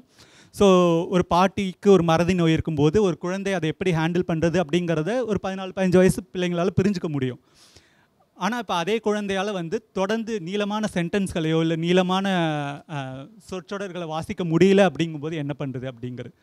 அப்போ வந்து எளிமையான மொழியில் கொஞ்சம் சிக்கலான கான்செப்ட்ஸையோ இல்லை எளிமையான கான்செப்ட்ஸை கொஞ்சம் அதை நான் திரும்ப பண்ண வேண்டிய அவசியம் இல்லை. அதனால் வந்து எளிமையான மொழியில் சிக்கலான கான்செப்ட்ஸை யூஸ் பண்ணிருக்காங்க. நாங்கள் இந்த ஹைலோ புக்ஸ் அப்படிங்கிற ஒரு விஷயத்தை பண்ணோம். ஸோ அதுதான் ஒன்று. திரும்ப நீங்கள் வந்து ஒரு குழந்தை அப்படிங்கிற ஒரு இமேஜை நீங்கள் கான்ஷியஸாக டெவலப் பண்ணிக்கும் போது அது அவ்வளோ ஸ்ட்ரிக்டாகவும் இல்லாமல் அது எந்த அளவுக்கு நம்ம நான் ஜட்மெண்டலாக இருக்கும். ஒரு குழந்தைனா இப்படி தான் இருக்கணும், ஒரு குழந்தைனா இவ்வளோ தான் வாசிக்கணும், ஒரு குழந்தைக்கு இவ்வளோ தான் புரியும் அப்படிங்கிறத தாண்டி நம்மளால் எந்த அளவுக்கு யோசிக்க முடியும் அப்படிங்கிறத நம்ம யோசிக்கலாம். இன்னொன்று திரும்ப மொழி சார்பாகுது. ஸோ சரவணன் லென்த்தியாக பேசினார். இது வந்து நான் போட்டது வந்து ஒரு பப்ளிஷராக இப்போ எங்களோட புத்தகங்கள் எல்லாமே வந்து ஒரு ஆசிரியரோ இல்லை ஒரு மொழிபெயர்ப்பாளரோ எழுதி இல்லை மொழிபெயர்த்த பிறகு ஒரு ரிவ்யூவரால் திருத்தப்பட்டு திரும்ப கடைசியாக வந்து ஒரு பதிப்பாசிரியர் பார்த்து அதுக்கப்புறம் தான் இப்போ போகுது. ஸோ அப்போ ஒரு பதிப்பாசிரியராக அதுவும் இப்போ தமிழ் மாதிரியான மொழிகளில் வந்து இப்போ பேச்சு மொழியும் எழுத்து மொழியும் மொத்தமாக வேறு எதில் இப்போ குழந்தைகள் புத்தகம் போடுறது அப்படிங்கிறது வந்து இன்றைக்கி ஒரு பதில் இல்லாத கேள்வி. ஏன்னா வந்து ரொம்ப ஈஸியாக சொல்லிடலாம், பேச்சு மொழியில் போட்டால் குழந்தைங்களுக்கு புரியும் அப்படின்னு. ஆனால் பேச்சு மொழி எந்த அளவுக்கு வாசிக்க எளிமையாக இருக்குது அப்படிங்கிறது இருக்கு இல்லையா. இன்னொன்று, பேச்சு மொழி அப்படின்னு சொல்லும்போது தமிழில் இதுதான் ஒரு நிலையான பேச்சு மொழி அப்படின்னு ஒன்றும் கிடையாது. ஒவ்வொரு வட்டாரத்துக்கும் ஒரு பேச்சு மொழி இருக்குது. பெரும்பாலான இந்திய மொழிகள், அதை தமிழ் மட்டும் இல்லை, பெரும்பாலான இந்திய மொழிகளில் வந்து 10 கிலோமீட்டருக்கு ஒரு டயலெக்ட் இருக்குது அப்படின்னு சொல்லுவோம் நாங்கள். ஸோ வந்து எதில் எழுதுறது அப்படிங்கிறது, இதுக்கு வந்து இதுதான் நிலையான, இதுதான் ஒன்லி ஆன்சர் அப்படின்னு எதுவும் கிடையாது. ஆனால் திரும்ப நீங்கள் இப்போ யோசிக்க வேண்டிய புத்தகம், ஒரு குழந்தைகளுக்காக ஒரு புத்தகத்தை உருவாக்கும் போது நீங்கள் யோசிக்கிறது, நாங்கள் எங்கள் பிரதம் புக்ஸ்லேருந்து இப்போ பார்க்கும்போது எங்களோட புத்தகங்கள் வந்து எங்களோட மெயின் கோல் வந்து இப்போ அரசு பள்ளிகளில் இருக்கக்கூடிய நூலகங்களில், அரசு பள்ளி வகுப்பறைகளில் பயன்படுறது அப்படிங்கிறது தான். ஸோ அப்போ வந்து நேரடியாக தங்களால் புத்தகங்களை வாங்க முடியாத குடும்பங்களை சேர்ந்த குழந்தைகள் படிக்கக்கூடிய ஒரு லைப்ரரிகள்லையோ இல்லை ஒரு நூலகங்களாக இருக்கலாம், அது ஒரு கம்யூனிட்டி நூலகங்களாக இருக்கலாம், இல்லை அரசு பள்ளிகளாக இருக்கலாம். ஸோ அப்போ அங்கே வர குழந்தைக்கு ஒரு புத்தகம் என்னெல்லாம் பண்ணுது, அந்த ஒரு புத்தகத்தோட மொழி அவங்களுக்கு என்னவா இருக்குது அப்படிங்கும்போது, அவங்களுக்கு இப்போ வீட்டில் பேசுகிறதுக்கு ஒரு மொழி இருக்குது. நம்ம எல்லாருமே நம்ம வீட்டில் வந்து ஒரு லாங்குவேஜ் பேசுகிறோம். நம்ம வந்து உங்கள் அம்மா அப்பாட்ட இப்போ நீ பேசுகிறோன்னா நம்ம ஒரு மாதிரி பேசுவோம், நம்ம நண்பர்கள்ட்டையோ இல்லை நம்ம ரெகுலராக எல்லாட்டையும் ஒன்று பேசுவோம். அதே நேரத்தில் நம்மளோட புத்தகங்களோட மொழிங்கிறது ஒரு வித்தியாசம், ஒரு டெக்ஸ்ட் புக்கோட மொழிங்கிறது ரொம்ப வித்தியாசமான ஒன்றா இருக்குது இல்லையா? இப்போ அந்த நம்ம பேசுகிற மொழியிலேருந்து அந்த டெக்ஸ்ட் புக்கோட மொழிக்கு எல்லா குழந்தைகளும் ஒரு பயணம் மேற்கொள்ள வேண்டியிருக்கு. நான் வந்து கற்றுக்கிட்டு இருக்கேன் அப்படின்னு நான் சொல்லுவேன். இப்போ என் வீட்டில் நான் கற்றுக்கொண்டிருக்கிறேன் அப்படின்னு சொல்லி ஒரு டெக்ஸ்ட் புக் எழுதுதுன்னா அதை படித்து நான் புரிஞ்சுக்கிறதுக்கு நான் இங்கேருந்து அங்கே போக வேண்டியிருக்கு. ஸோ அப்போ படப்புத்தகங்கள்ங்கிறது இது ரெண்டுக்குமான நடுப்புற இருக்க அந்த ஒரு கேப் இருக்கு இல்லையா, அதை ஃபில் பண்ணக்கூடிய ஒன்றா இருக்குது. படப்புத்தகங்கள் வந்து ஒரு குழந்தைய வந்து அவங்களோட இம்மீடியட் லாங்குவேஜ்லேருந்து அவங்களுக்கு மிக அவசியமாக இருக்கக்கூடிய ஒரு கற்றல் சூழ்நிலைக்கு எடுத்துகிட்டு போகக்கூடிய ஒரு நிலையில் இருக்குது. ஸோ அதை ஞாபகத்தில் வச்சுக்கிட்டு நம்ம எழுதலாம். அதை ஞாபகத்தில் வச்சுட்டு நம்ம ஒவ்வொருத்தரும் நமக்கான குழந்தைகள் இலக்கியத்துக்கான மொழியை உண்டாக்கிக்கலாம். ஓகே, இன்னொன்று குழந்தைகளுக்கான புத்தகங்கள் அப்படின்னு வரும்போதே நான் முதல்ல அந்த ரேட் இந்த கேட் அந்த ஒரு கதை, அந்த பூனைக்குள் எலி கதை படித்து காமிச்சேன் இல்லையா, அது வந்து நம்ம இப்போ எங்களோட எல்லா புத்தகங்களும் டிஜிட்டலில் இருக்கிறதுனால நம்ம டிஜிட்டலில் படித்தோம். டிஜிட்டலில் ஒவ்வொரு பேஜ் பை பேஜாக வரும். இது வந்து அதே புத்தகத்தோட பிரிண்டட் வெர்ஷன். ஓகேவா?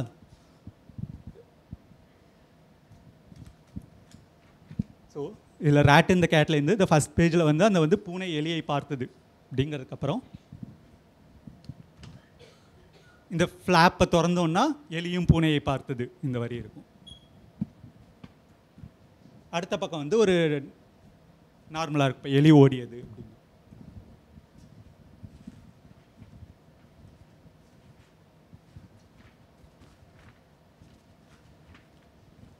இப்போ அதே இந்த பக்கத்தில் பார்த்தோன்னா the rat went under mat, அந்த எலி வந்து பாய்க்கு அடியில் ஒளிஞ்சிக்கிச்சு அப்படின்னு. ஸோ இதை ஃப்ளாப்பாக திறந்து பார்த்தோன்னா திரும்ப வந்து பூனை வந்து பாய் மேலே குதிச்சுது அப்படிங்கிறது. ஸோ இந்த ஒரு புத்தகம் அப்படிங்கிற இந்த ஒரு வடிவம் இருக்கு இல்லையா, நம்ம வந்து திரும்ப திரும்ப அடுத்தடுத்த பக்கத்தை ஆரம்பித்து அப்படிங்கிற கதை அப்படிங்கிறது இல்லாமல் ஒரு புத்தகம் அப்படிங்கிறத ஸ்லைட்டாக ரீஇன்வென்ட் பண்ண வேண்டிய, திரும்பி கண்டுபிடிக்க வேண்டிய தேவை வந்து நீங்கள் குழந்தைகள் லிட்ரேச்சர் அப்படிங்கிறது ஒன்று இருக்குது. இது சென்னையில் வந்து இப்போ தாரா புக்ஸ் இருக்குது. தாரா புக்ஸோட அலுவலகம் வந்து திருவான்மியூரில் இருக்குது. அவங்களோட ரொம்ப அழகான ஒரு பில்டிங் இது. அங்கே போனீங்கன்னா அவங்களோட எல்லா புத்தகங்களையுமே நீங்கள் அங்கேயே போய் வாசிக்கலாம். சிறார் இலக்கியத்தில் ஆர்வம் இருக்க எல்லாரும் ரொம்ப செய்ய வேண்டிய காரியம் வந்து அதுவும் ஒன்று. தாரா வந்து என்ன பண்ணிகிட்ருக்காங்கன்னா, இப்போ எங்களுக்கு சில லிமிடேஷன்ஸ் இருக்குது. நாங்கள் வந்து இதே வந்து மாஸ் ப்ரொடியூஸ் பண்ண வேண்டியிருக்கு எல்லா புத்தகங்களையும். இதை வந்து ஒரு குறிப்பிட்ட விலைக்குள்ளே நாங்கள் வந்து செய்ய வேண்டியிருக்கு அப்படிங்கும்போது, ஸோ இப்போ அந்த மாதிரியான கட்டுப்பாடுகளை தாண்டி யோசிக்கும்போது தாரா வந்து ஒரு புத்தகத்தை ஒரு ஸ்க்ரோலாக பண்ணால் எப்படி இருக்கும், ஒரு புத்தகத்தை வந்து சுருட்டி வைக்க முடியும், மடித்து வைக்கிறதுக்கு பதிலாக ஏன் ஒரு புத்தகத்தை சுருட்டி வச்சா என்னவாக இருக்கும், இல்லை ஒரு புத்தகத்தை வந்து இப்படி திறக்கிறதுக்கு பதிலாக மேலேன்னு திறந்தா இப்படி இருக்கும், அந்த மாதிரி பல்வேறு விஷயங்களை யோசிக்கிறேன். ஸோ திரும்ப திரும்ப இந்த எக்ஸ்பெரிமெண்ட் பண்ணுறது அப்படிங்கிறது இருக்கு இல்லையா, கதை அப்படிங்கிறத நம்ம ஏன்னா திரும்ப நம்ம எல்லோரும் நீங்கள் காலையில் கூட யாரோ கேட்டாங்க இல்லையா, ஒரு குழந்தைய வந்து ஒரு புத்தகத்தில் எப்படி நீங்கள் இன்ட்ரெஸ்ட் பண்ண வைக்கிறது, ஒரு குழந்தைய வந்து விஷுவல் மீடியம் வந்து அவ்வளோ ஒரு இன்ட்ரெஸ்டிங்கான ஒரு விஷயமா இருக்கும்போது அது புத்தகம் மாதிரியான ஒரு விஷயத்தை எப்படி படிக்க வைக்கிறது அப்படிங்கிறது இருக்கு இல்லையா. யோசிச்சு பார்த்தோன்னா திரும்ப நம்ம எல்லோரும் கேட்க வேண்டிய கேள்வினா, நம்மளாம் ஏன் புத்தகம் படித்தோம் அப்படிங்கிறது தான். நம்ம புத்தகம் படிக்கலைன்னா நம்மளால் குழந்தைய புத்தகம் படிக்க வைக்க முடியாது. நான் புத்தகம் படித்ததே இல்லைன்னா நீங்கள் வந்து அப்போ அந்த இடத்துல கை விட்டுடலாம். நம்ம பண்ண வேண்டிய காரியம் வந்து நீங்கள் போய் புத்தகம் படிக்கிறது தான். ஸோ நம்ம புத்தகம் படிச்சிருக்கோம், நம்ம திரும்ப திரும்ப படிச்சிருக்கோம்னா, இப்போ அதுவும் இப்போ என் காலகட்டத்தில் நாங்களாம் நிறைய பேர் வந்து சோவியத் இலக்கியங்கள் மொழிபெயர்க்கப்பட்ட சோவியத் இலக்கியங்கள் நிறைய பேர் படிச்சிருக்காங்க. இப்போ மொழிபெயர்க்கப்பட்ட சோவியத் இலக்கியங்களில் வந்து பெயரோ இல்லை அதோட சூழலோ எல்லாமே ரொம்ப வித்தியாசமானது. அதில் வந்து மொழிபெயர்ப்புக்காக அவங்க வந்து இப்போ பெயரை வந்து தமிழுக்கோ யாரும் மாற்ற போகிறதில்லை. அது எல்லாத்தோடையும் அந்த கதைகளை நம்ம திரும்ப திரும்ப வாசிச்சிருக்கோம். அப்படிங்கும்போது எதற்காக வாசித்தோம், திரும்ப திரும்ப அந்த புத்தகங்கள்கிட்ட நம்ம எதை கொண்டு போனது அப்படிங்கிறது இருக்கு இல்லையா. ஸோ அதை நம்ம திரும்ப இந்த சில்ட்ரன்ஸ் புக்ஸை நீங்கள் க்ரியேட் பண்ணும்போது அதை கொண்டு வந்தாலே கரெக்டாக இருக்கும். ஸோ இது வந்து நாங்கள் சமீபத்தில் பண்ண சில இப்போ வெறுமனே ஒரு கதை நம்ம எழுதும்போது, இப்போ ஒரு கதையில் வந்து இந்த கதையில் வந்து ஒரு நண்டு வந்து ஒரு லெட்டர் எழுதுது அப்படின்னா அது வெறுமனே டெக்ஸ்ட் இல்லாமல் அந்த டெக்ஸ்ட்டை இன்னும் இப்படி இன்ட்ரெஸ்டிங்காக ஆக்குறது, அந்த டெக்ஸ்ட்டை வந்து விஷுவலாக என்னென்ன வகையெல்லாம் ப்ரெசென்ட் பண்ணுறது அப்படிங்கிறது இருக்குது. ஸோ அது இல்லாமல் நாங்கள் நிறையா இப்போ வந்து வேர்ட்லெஸ் பிக்சர் புக்ஸ் பண்ணியிருக்கோம். அதாவது வந்து எந்த வார்த்தைகளும் இல்லாமல் வெறுமனே படங்கள் வழியாக மட்டுமே கதை சொல்கிற புத்தகங்களும் நாங்கள் நிறையா பண்ணியிருக்கோம். ஸோ சில புத்தகங்கள் இருக்குது, நீங்கள் முடிஞ்சப்பறம் அதை எடுத்து பார்க்கலாம் எப்படி எப்படிலாம் பண்ணுறாங்க அப்படிங்கிறது. அண்டு இது வந்து பெரும்பாலும் ஓவியர்களுக்கானது.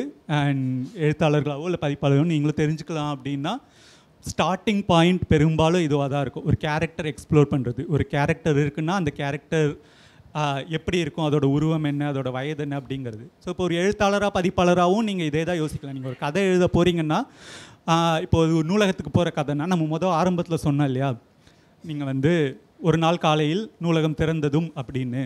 இப்போ அதுக்கு நீங்கள் வந்து ஒரு குழந்தை வந்துச்சு அப்படின்னு நீங்கள் எழுத ஆரம்பிக்கிறீங்க. நீங்கள் அடுத்த உங்களை கேட்டுக்க வேண்டிய கேள்வி என்னென்னா, அந்த குழந்தை யார், இல்லை ஒரு மனிதர் வந்தார்னா அந்த மனிதரோட கேரக்டரிஸ்டிக்ஸ் என்ன, வயது என்ன, அவரோட பின்னணி என்ன, இந்த மாதிரியான விஷயங்கள். ஸோ கேரக்டரை எக்ஸ்ப்ளோர் பண்ணுறதுலேருந்து கதையை ஆரம்பிக்கிறது வந்து சில்ட்ரன்ஸ் லிட்ரேச்சருக்கு ரொம்ப ஒரு நல்ல பாயிண்ட். இது வந்து நாங்கள் வழக்கமாக ஒர்க் பண்ணுற சில மெத்தட்ஸ். ஸோ வந்து ஒரு கேரக்டர்னால் அது நாங்கள் வந்து ஸ்டோரி போர்டு இருக்கும். நெக்ஸ்ட் வந்து இப்போ ஒரு பதிப்பாளர் அப்படிங்கும்போது ஒரு புத்தகத்தில் எதெல்லாம் ஒரு புத்தகத்தோட எலிமெண்ட்ஸ் அப்படின்னு பார்க்கும்போது படங்கள், டெக்ஸ்ட் இருக்கு இல்லையா. நம்ம டெக்ஸ்ட்டுன்னு சொல்லும்போதே இப்போ வந்து ஒரு பெரியவர்களுக்கான புத்தகம் நீங்கள் போடும்போது அதில் டெக்ஸ்ட்டில் வந்து ஒரே ஒரு நோக்கம் தான், ரீடபுளாக இருக்கணும் அப்படிங்கிறது தான். டெக்ஸ்ட்டு வந்து வரிசையாக இருக்கணும், டெக்ஸ்ட்டோட ஸ்பேஸிங்கில் எந்த பிரச்சனையும் இருக்கக்கூடாது, வாசிக்கும்போது நெருடாமல் இருக்கணும், கொஞ்சம் தூரத்துலேருந்து பார்த்தாலும் படிக்கிற மாதிரி இருக்கணும், வயசானவங்களுக்கு படிக்கிற மாதிரி இருக்கணும். இதை தாண்டி நம்ம பெருசாக யோசிக்க போகிறதில்ல. ஆனால் ஒரு குழந்தைகள் புத்தகத்தோட வடிவமைப்பு அப்படிங்கிறது அதுவும் ஆல்மோஸ்ட் கதையில் வந்து ஒரு ரோல் ப்ளே பண்ணுது. நெக்ஸ்ட் போங்கள நெக்ஸ்ட். ஸோ இப்போ இந்த கதை பார்த்தோன்னா நாங்கள் ஆசாதி அப்படின்னு சொல்லிட்டு ஒரு கதை பண்ணோம். ஒரு எளிமையான போயம் தான் அது. ஸோ வந்து பெண்களுக்கும் விடுதலை அப்படிங்கிற மாதிரியான திரும்ப திரும்ப azadi to sing and dance, azadi to come and go, azadi to throw tantrums, அதுதான். ஸோ ஆனால் வந்து இப்போ இந்த ஆசாதி அப்படிங்கிற அந்த வார்த்தைகள் இருக்கு இல்லையா, அந்த வார்த்தையை வெறுமனே பிளேஸ் பண்ணுறதை தாண்டி அந்த வார்த்தையை அந்த பிளேஸ்மெண்ட் மூலமாகவே அது ஒரு உறக்க சொல்கிறதா, அது ஒரு ஸ்லோகன் அப்படிங்கிற உணர்வை அதை ஏற்படுத்துறதுக்கும் அந்த டெக்ஸ்ட் பிளேஸ்மெண்ட் வந்து இந்த இடத்துல உதவி. ஸோ வந்து எப்படி பப்ளிஷ் பண்ணுறது அப்படிங்கிற ஒரு முக்கியமான விஷயம் என்னென்னா, சில்ட்ரன்ஸ் புத்தகங்களில் இருக்க ஒவ்வொரு எலிமெண்ட்டுமே நீங்கள் சூஸ் பண்ணுற ஃபாண்ட்லேருந்து அதை எந்த அளவுக்கு பிளேஸ் பண்ணுறீங்க, எவ்வளோ ஸ்பேஸ் விடுறீங்க, எல்லாமே வந்து அந்த கதையோட ஒரு பகுதி ஆகுது. ஒவ்வொரு குழந்தையும் ஒவ்வொரு மாதிரி வாசிப்பாங்க. ஒரு குழந்தை எடுத்தோன்னே வந்து ஒரு புத்தகத்தில் இருக்க எங்கெங்கே ஒயிட் ஸ்பாட் இருக்குது அப்படிங்கிறத ஒரு குழந்தைக்கு தெரியுதுன்னா அதுதான் அந்த குழந்தைக்கு அந்த இடத்துல கதையாக இருக்கும் இல்லையா. ஸோ எல்லா எலிமெண்ட்டுமே அந்த கதைக்கு எப்படி உபயோகப்படுது, அதை நம்ம எப்படி உபயோகப்படுத்திக்கலாம் கதை சொல்கிறதுக்கு அப்படிங்கிறத நம்ம யோசிக்கலாம். ஸோ உதாரணத்துக்கு இது வந்து ஒரு 2 பக்கம் வர கதை. ஒரு ப்ளே கிரவுண்ட் இருக்கும்போது அந்த ப்ளே கிரவுண்ட் வந்து 2 பக்கத்துக்கு போகிற மாதிரி படமாக பண்ணியிருந்தோம். நெக்ஸ்ட். ஓகே, இதுவும் ரொம்ப சிம்பிளான. நாங்கள் 2 வருஷத்துக்கு முன்னாடி பண்ண ஒரு சின்ன இன்னொரு விஷயம் என்னென்னா, குழந்தைகள் கதைகள் அப்படின்னு இப்போ தொடர்ந்து பண்ணும்போது திரும்ப இப்போ காலையில் சரவணன் விழியன் சொன்ன மாதிரி நம்ம சமூக பிரச்சனைகளை திரும்ப பேசுகிறது அப்படிங்கிறது, எப்படி பேசுகிறது அப்படிங்கிறது. இப்போ சாதி மாதிரியான ஒரு விஷயத்தை குழந்தைகளுக்கு எப்படி பேசுறது அப்படிங்கிறது இருக்குது. இல்லை சாதி மாதிரியான ஒரு விஷயங்கள் ஒரு குழந்தைகள் நேரடியாக இப்போ சாதி குறித்து பேசாத ஒரு புத்தகத்தில் சாதி எந்த அளவுக்கு இப்போ பங்கு இருக்குது அப்படின்னு இப்போ பார்க்கும்போது, இப்போ உதாரணத்துக்கு வந்து இப்போ சாதி பெயர்கள் பின்னோட்டுகளாக வரதை சொன்னேன்.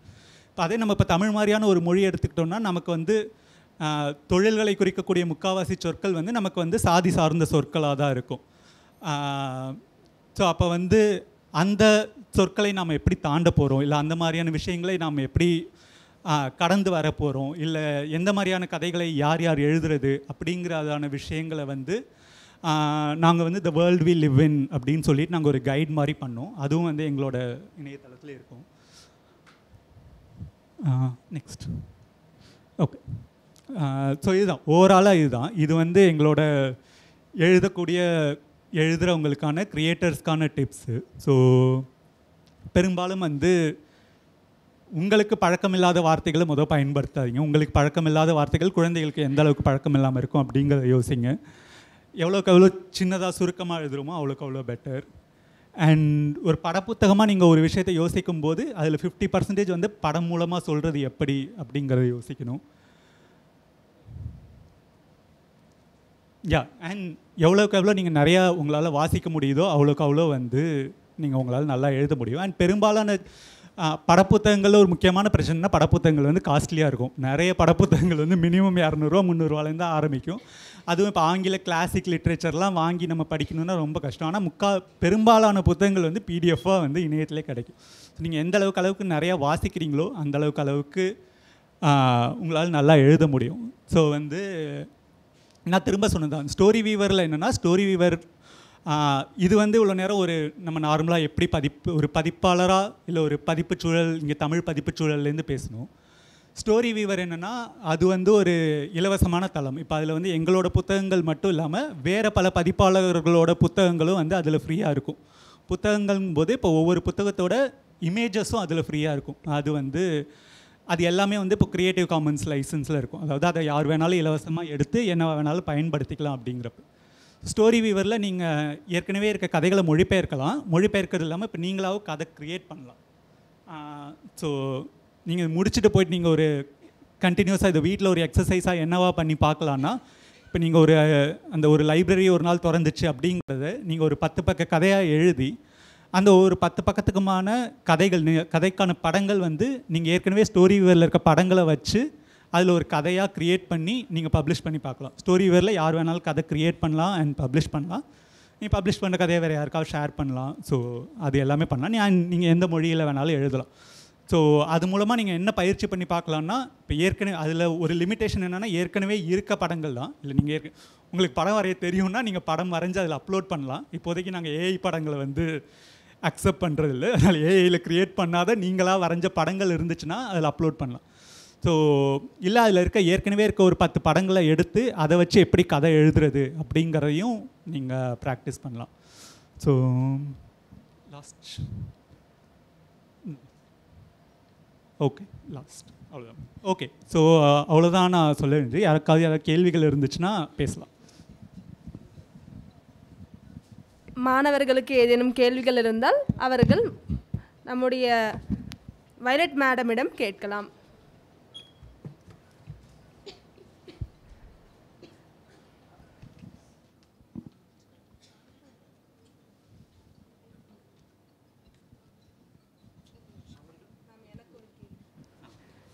எனக்கு ஒரு சின்ன கேள்வி மேம். இப்போ வந்துட்டு நாங்கள் சில்ட்ரன் புக்ஸ் நிறையா பார்த்துருக்கோம். ஒரு தடவை வந்துட்டு ஒரு இங்கிலீஷ் புக், அந்த புக் வந்து ஒரு 100 பேஜ் இருக்கும்.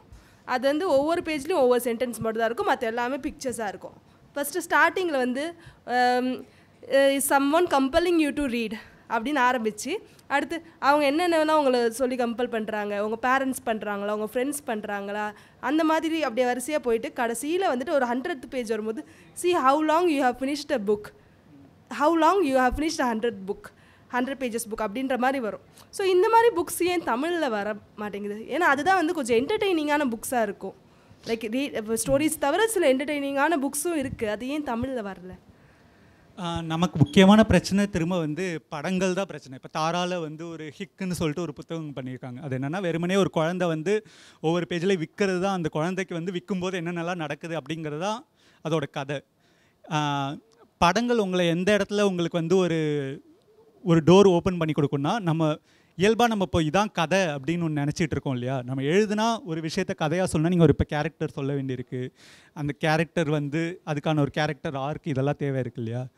அது இல்லாமல் நீங்கள் படங்கள் மூலமாக கதையை சொல்லணுன்னா நீங்கள் எதை வேணாலும் கதையாக சொல்ல முடியும். இப்போ நான் வந்து எங்களோட அந்த லைப்ரரி கதை வந்து வெறுமனே ஒரு லைப்ரரிக்கு வரக்கூடிய வித்தியாசமான கதாபாத்திரங்கள், அது மட்டும்தான் அந்த கதை. ஒரு 10 பக்கத்துலேயும் ஒரு 10 வித்தியாசமான கதாபாத்திரங்கள் வந்து ஒரு பையன் வந்து தினம் வந்து ஒவ்வொரு நாள் லைப்ரரி கதவு திறந்தோடனே அவன் வந்து கார் பற்றின புத்தகத்தெல்லாம் எடுத்து படிச்சுட்டு இருப்பான். ஒரு பொண்ணு வந்து அவளுக்கு படிக்க முடியாது, ஆனால் அவள் வந்து வெறுமனே புத்தகங்கள்லாம் எடுத்து வச்சு அடுக்கி வச்சு விளையாடிக்கிட்டு இருப்பா. இவ்வளவுதான் இந்த படத்தோட கதை. ஸோ இந்த கதை அப்படிங்கிறது வந்து நம்ம வழக்கமாக கதை அப்படின்னா இப்படி தான் இருக்கணும் அப்படிங்கிற அந்த லிமிட்டேஷன்ஸை தாண்டி போகலாம். ஆனால் அதுக்கு வந்து நமக்கு வந்து படங்கள் தேவை, அதுக்கு வந்து நமக்கு வந்து ஓவியர்கள் தேவை, ஓவியர்களோடு சேர்ந்து வேலை பார்க்கக்கூடிய ஒரு பதிப்பு சூழல் தேவைப்படுது. அது ஏன் வேலை செய்யலை அப்படிங்கிறதுக்கு நம்ம காலையிலேருந்து இப்போ நிறைய காரணங்கள் திரும்ப திரும்ப பேசணும். இப்போ மனுஷ் பேசும்போது சொன்னார் இல்லையா, வந்து அவ்வளோ குழந்தைகள் புத்தகங்கள் விற்கிது, ஆனால் யாரோட புத்தகங்கள் விற்கிது, யார் இங்கே விற்கிறாங்கிறது. ஸோ இல்லை இப்போ வந்து அத்தனை குழந்தைகள் புத்தகம் வந்து இப்போ வந்து ஒரு பாரதி மாதிரியான இல்லை ஒரு உயர்மை மாதிரியான ஒரு பதிப்பகத்தால் விற்க முடியும்னா அப்போ அவங்க வந்து இப்போ ஒரு ஓவியருக்கு எவ்வளோ காசு கொடுத்து, ஒரு ஓவியருக்கு 100 பக்கம் வரைய சொல்லணுன்னா அதுக்கு எவ்வளோ காசு கொடுக்கணும் அப்படிங்கிறது இருக்கு இல்லையா. அந்த பொருளாதார சூழல் தமிழ் பதிப்பு சூழலில் இல்லை அப்படிங்கிறது வந்து அதனால தான் நம்மளால் அந்த மாதிரியான புத்தகங்கள் பண்ண முடியல அப்படின்னு நினைக்கிறேன்.